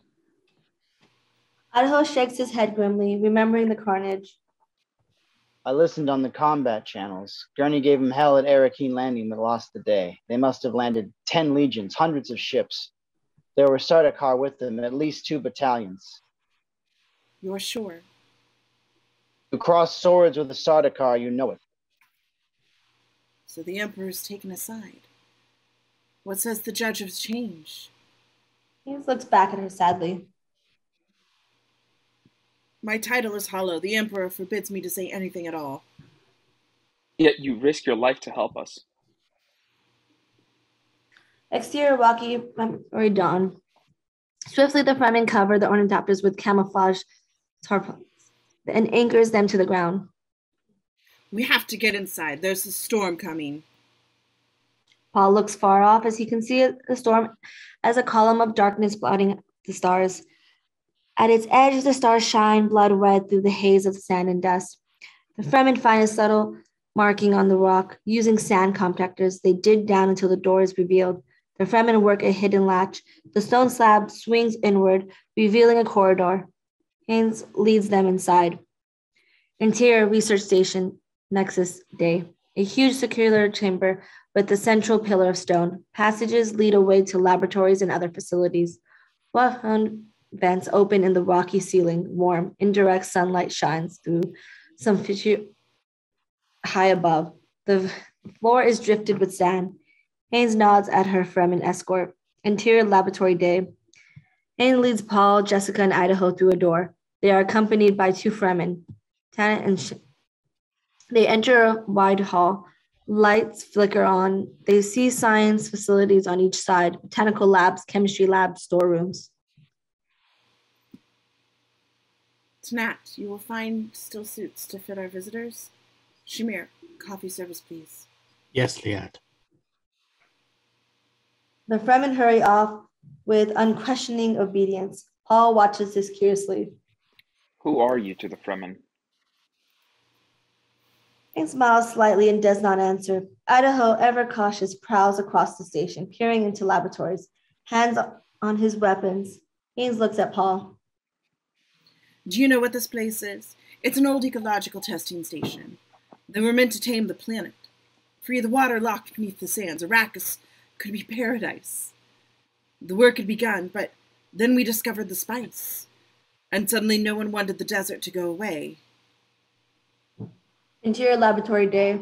Duncan Idaho wanders into a lab where desert depth planet grows under glass domes, not in soil but in sand. He walks the rows in quiet wonder, hand on his sword hilt. Interior laboratory office day. A square chamber carved from bedrock, lit by glow globes. A row of metal file cabinets stand against one wall. In the middle of the room, a desk with a milk glass top shot full of yellow bubbles is ringed by the Force Spencer's chair. He sits in the desk with Paul and Jessica. Nick returns and lays two bundles still suits and their friend kit on a shelf for them. Thank you, Tanat. Thank you, Tanat. Tanat exits. We glimpse Idaho taking up a guard position outside the office as the doors closes. Do you know what the great houses fear most? Just what's happening here. The Sardaukar picking them off one by one. Only together can they stand against the Imperium. Would you bear witness? Testify that the Emperor moved against us here?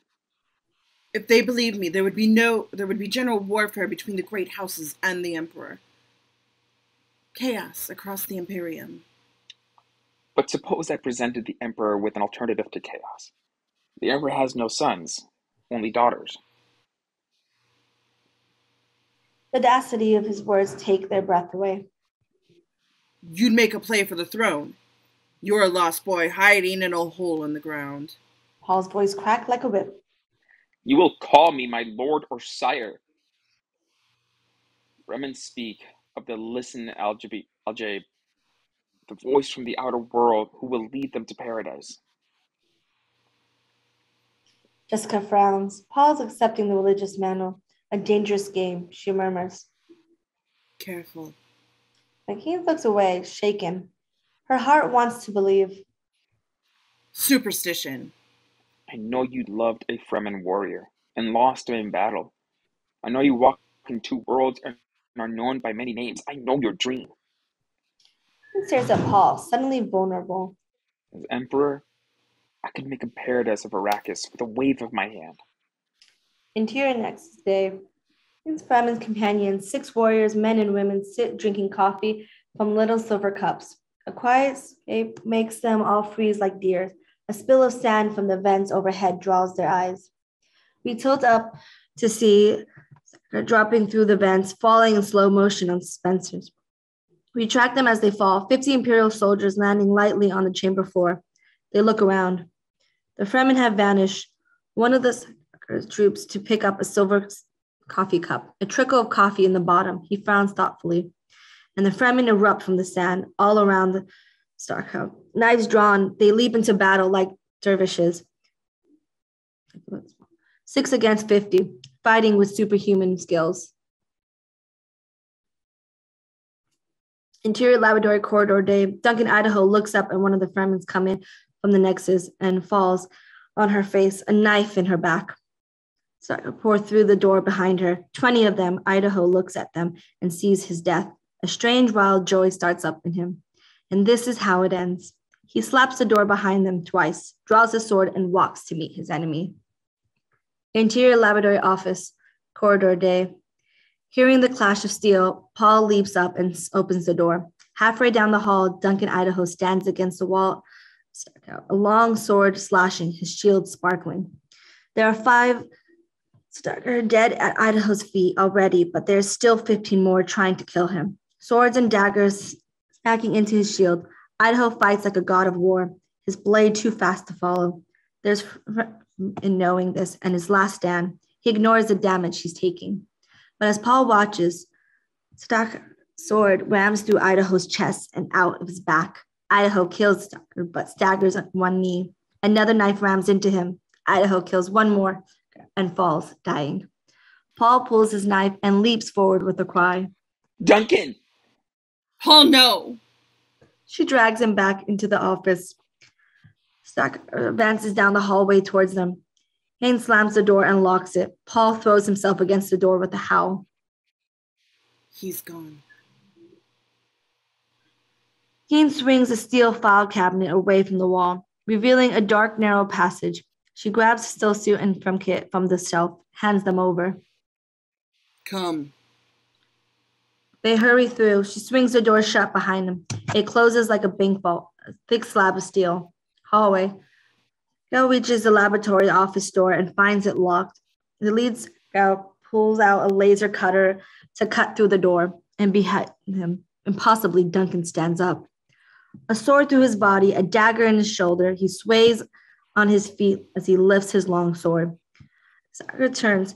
Duncan pulls the sword out of his chest, and he walks towards them. Dread fills her eyes. Duncan goes to his death with a war, his long sword blazing. Interior laboratory passageway day. He leads Paul and Jessica swiftly down a narrow tunnel. Glow tabs light up at their approach and go dark behind them. They come to the fork in the tunnel. Keynes points one way. Follow the arrows. You'll find a desert-rigged thropter ready to fly. That storm out there is your last best shot. Above 5,000 meters, they're mostly dust. Climb into it. Stay on top. You might just live. You're not coming with us? It only seats 2. I'll get to the next station and report this attack to the Landstrad. How? I'm Fremen. The desert's my home. Thank you. Good luck.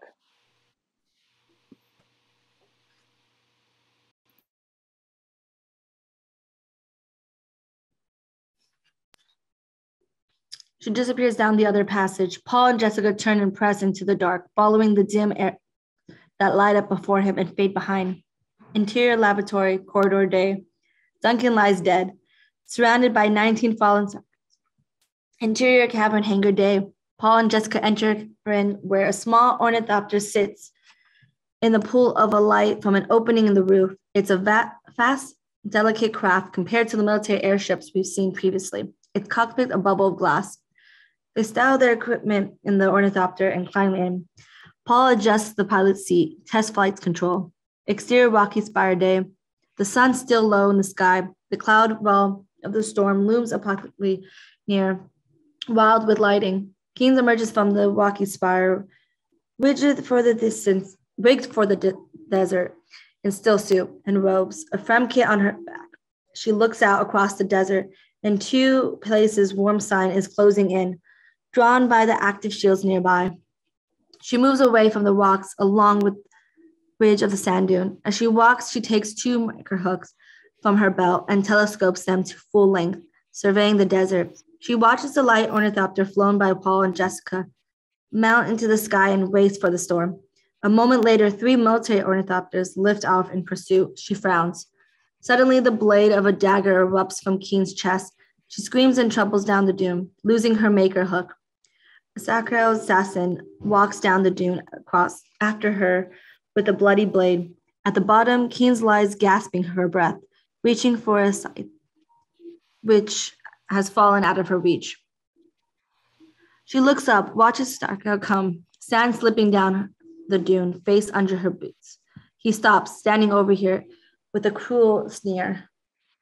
Keynes, you betrayed the Emperor.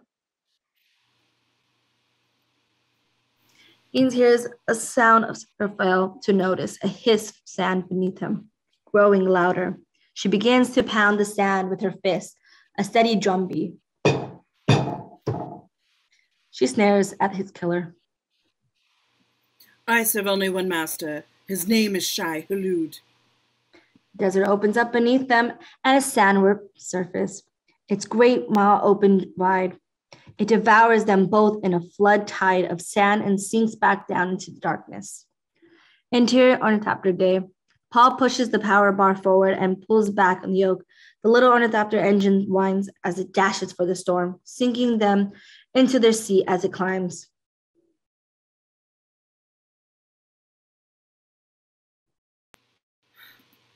Jet flares behind us. Paul looks back, sees 3 Harkonnen droppers in pursuit. He slams the power arm forward, droppers leaping like a frightened animal across the sky ahead of them. The rust-colored cloud walls of the sandstorm, big as a hurricane. Each of the pursuing ornithopters fire a missile. The 3 missiles track them and close fast. Collision warnings whine inside Paul and Jessica's cockpit. Paul banks closer to the cloud wall, watching them on 3,000 meters and climbing. We're not high enough. He reads desperately, but the missiles track the ornithopter easily. Closely fast, they're not going to make it. Paul! Paul twists the yoke and banks them into the storm wall. The storm wall trembles the ornithopter like a leaf in a gale. The wing buckles dangerously. Paul closes the aircraft wings. The missiles follow into the hurricane, and they too are snatched from the courses and hurled chaotically away. They explode, painting ribbons of fire through the storm.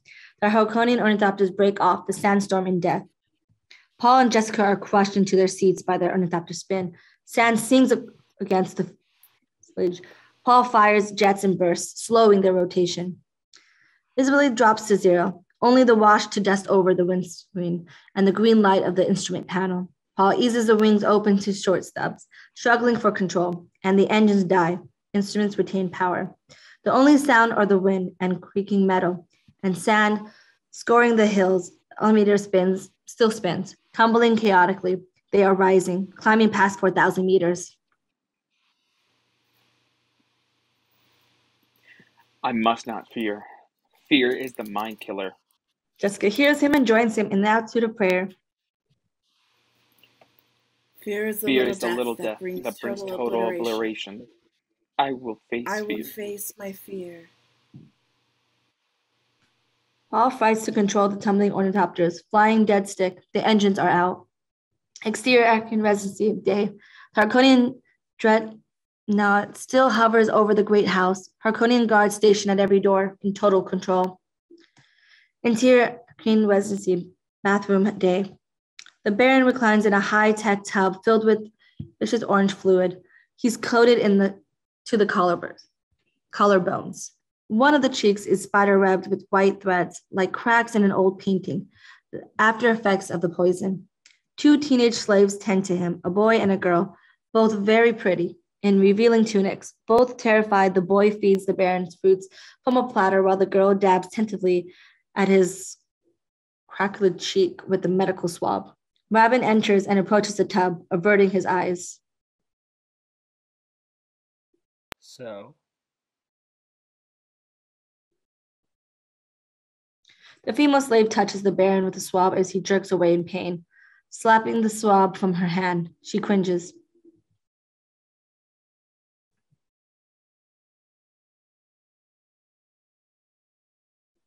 Fuck, that was Jen. We chased them into the Coriolis storm. Winds at 800 kilometers per hour. Nothing survives such a storm. They are dead. It is certainty. The Baron takes a deep breath. So it's done. At last. He beckons to the slave girl to resume her ministrations. Sending word to GD Prime to begin selling our spice reserves slowly. We don't want the price to fall.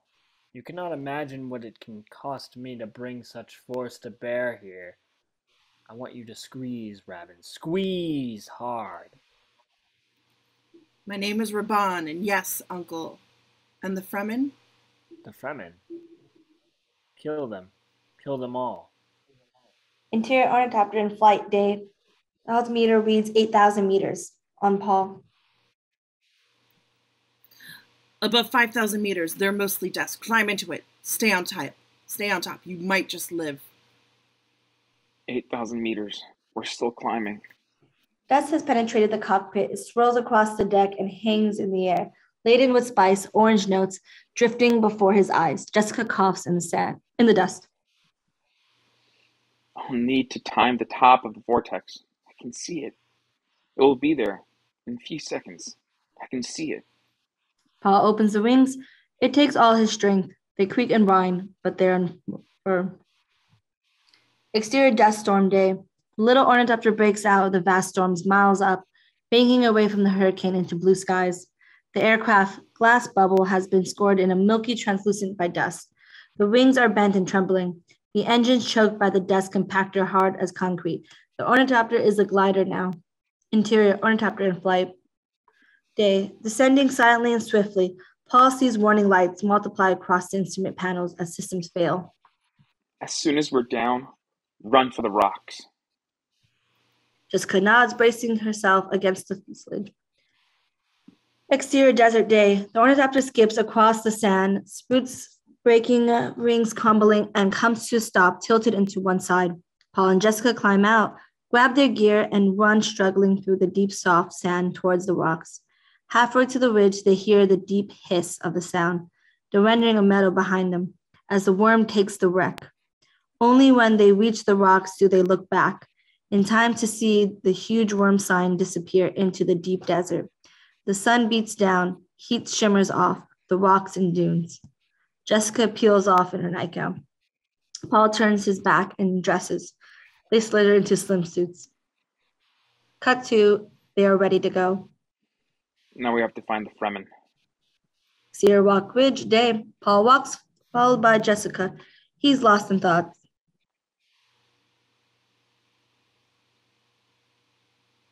That's whoever Jameis is.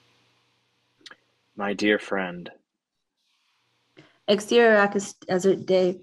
From Paul's point of view, we're sitting inside a cave. We turn to see a rugged male Fremen named James, who instantly puts us at ease with his calm and pleasant demeanor. James looks very close to the camera. Deep in your heart, you know it's not you. You are not the one. Don't take that burden on your shoulders. You are free. I'll show you the ways of the desert. Come with me. Exterior Rock Ridge day. Paul and Jessica work their way along the rock ridge, staying close to cover, until the ridge peters out. They gaze across a 4-kilometer string of sand to the rock formation to the far side. Paul studies the paracompass. Jessica stares across the sand through binoculars. There's greenery over there. She passes the binoculars to Paul. He peers through them, seeing cactus and sage growing high in the rocks. That has to mean people. We'll cross after dark, like the Fremen do. Exterior rocky ridge night. The stars are out, both moon nearly full, painting the desert with blue light. Remember, walk without rhythm, like the Fremen do. Erratic movement. He demonstrates step, step, step, drag. Wait. She follows. Together they cross, the sand under the moonlight, side by side. Extraordinary skill of their bodies pets into service. Their strange new motion. They leave strange tap. They continue sand walking without rhythm. It's exhausting. A low hissing. Jessica points. Far off, worm sign, a wave of sand crusting near. Stave off panic and keep walking. Fatigue makes Paul stumble into a pain of hardened sand. His steps echo like explosions across the plain. Drum sand. The worm, which has been headed to Thumper, immediately changes courses and drives straight for them. Run! They run. He lifts the drum stand, raising an unholy thunder. The worms gained on them. They run into sand into the pea gravel that rolls underfoot, the worms still gaining. As they reach the rocks on the far side, Paul stumbles and falls. Jessica runs on without him before she realizes Paul has been left behind. She turns back. Paul rises to his feet as the sandworms surface, the first time we've seen a worm's mouth fully revealed, a vast half circle of death ringed with his teeth in moonlight. Paul stands frozen in front of it. The spice-laden breath washes over him. A distant thudding echoes across the sand, a thumper. The giant eyeless beast turns away, submerging away across the sand after that rhythm. Paul and Jessica watch the worm go. They turn back to the rock outcrop. They climb upward. Exterior rocky basin night. At the top, they find a natural amphitheater with the huge rock walls and a floor of sandy earth. Plants are growing here. Sage, saguaro, mesquite among the jagged stones. Someone called it. Paul makes a hand signal.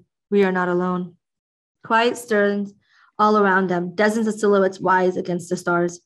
They are surrounded by the entire tribe. Paul and Jessica spin, seeking escape, but there's no way out. They are encircled. They stand back to back. Not run. You will only waste your body's water. 4 attackers move forward, hand on their knives, to claim the interlopers' lives. Stilgar. A startled silence. Hold. An attacker stop advancing. Stilgar walks out into the moonlight to face Paul. Paul meets his eyes. I was there when you came to my father's council. With Duncan, Idaho. You know me. Stilgar studies his face in the moonlight and nods. This is the Duke's son. One of the 4 attackers, rangy wolf of a man with a sling beard, snarls in answer. This is James. Why are you waiting? We need their water. This is the boy I told you about. The chosen one. We don't touch him.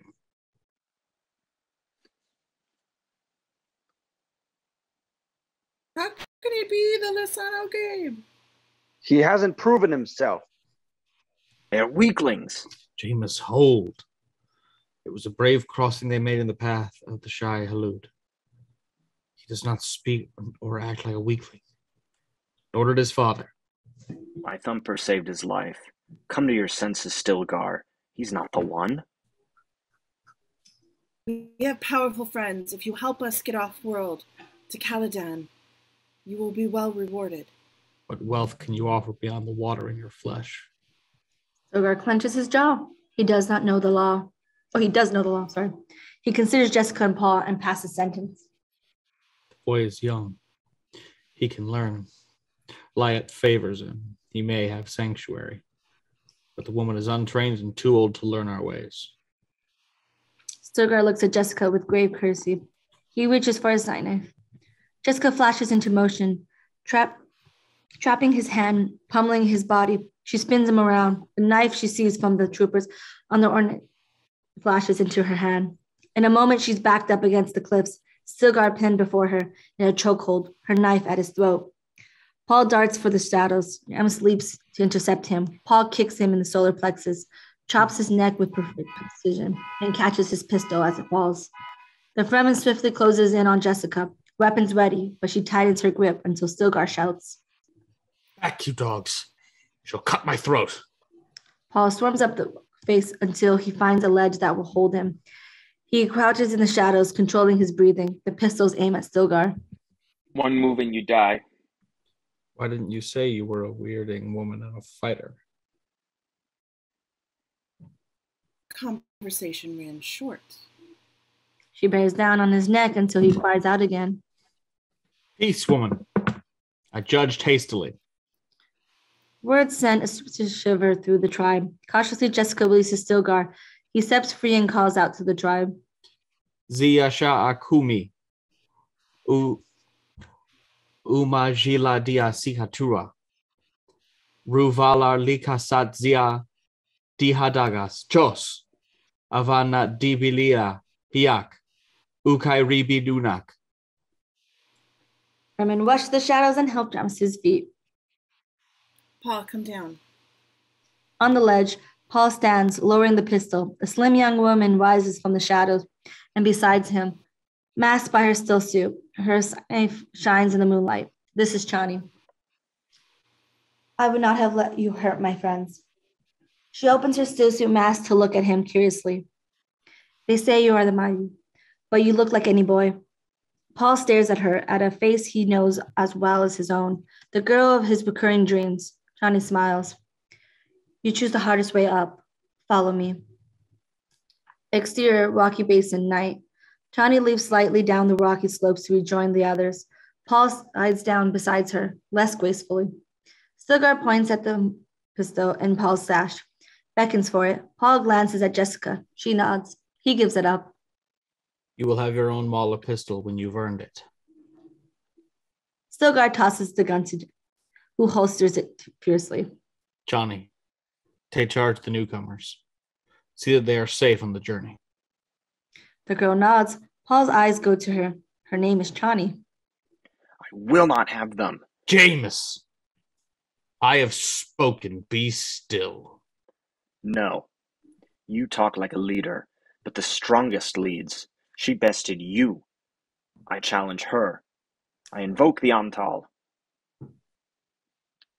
I murmur a shock and excitement among the Fremen. You may not challenge a Sayadina. Then who will fight in her name? Jameis, don't do this. The night is fading. Then Alat, the sun, will witness this death. Where is her champion?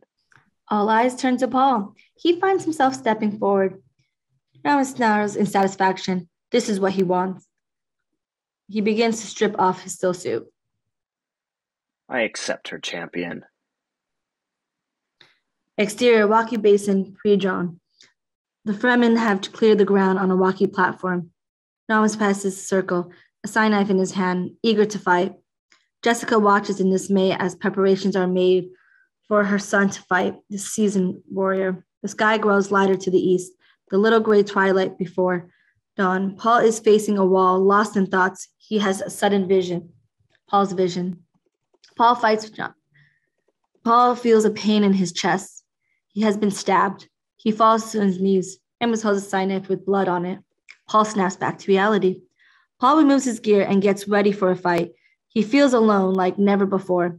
He looks at his father's ring and puts it back in one of his pockets. Chani comes behind him. I don't believe you are the liaison I gave, but I wanted you to die with honor. She places her sign knife in his hands. The sign knife was given to me by my great aunt. It's made out of a tooth of Shaihalu, the great sandworm. This will be an honor for you to die holding it. Where is the Outworlder?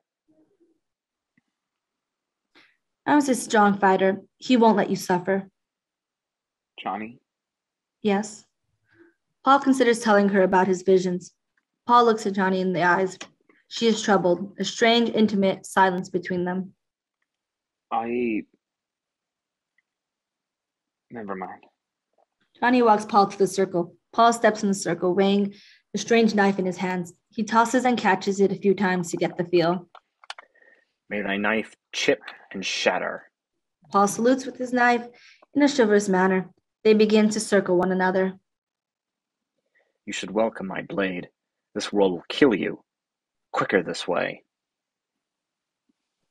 He attacks immediately and repeatedly, swift, brutal blows, each one a killing stroke. He is utterly confident, taller, stronger, contemptuous of his weak foreign body. But in Paul, News has met a level of training the Fremen have never seen. Paul evades and deflects every attack without breaking sweat, calm and steady. Each time his counterattack is completely graceful on target and slow, timed as if James wore a shield. Each time it was hit, James jerked away in time to survive. Swiftly, it becomes plain that James is badly overmatched. He is tiring, covered with sweat, while Paul is muffled. He lunges, and Paul meets his arms with the point of his blade, dealing in a nasty wound. James leaps behind with a snarl. Do you yield? A murmur of protest among the Fremen. Stilgar speaks up. The boy doesn't know our rule. There can be no yielding under the Amtal rule. Death is the test of it. Killed or be killed. Paul swallows hard and comes on guard.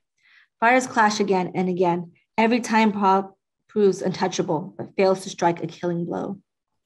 Is he toying with him? No, Paul has never killed a man. Stilgar's eyes widen as he understands what he's seeing. This makes a savage, desperate one at Paul. He leaps, spinning in the air, and as he spins, the knife switches hands, striking from a new angle. But Paul has seen the switch. He too switches knife hands, blocking his knife arm with his empty hand. With the other, he drives his knife under his ribs into its heart. A gout of blood slashes across Paul's body. Paul steps away like a matador as James clashes to the floor. A few Fremen rush in, wrapping in a plasticine sheet. Minutes later, dawn, before sunrise. The light of a daybreak grows stronger in the east. Johnny looks at Paul with something like awe. The Fremen flock around Paul, congratulating him, touching him, marveling at his skill, a glow of pride creeping across Paul's face. This combat is sacred to them. He is accepted. You're one of us now. A life for a life. Come with us to Sietch Tabr. The night is flown. We must travel under the sun.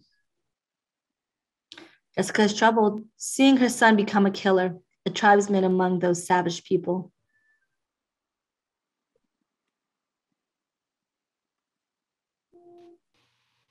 Sorry.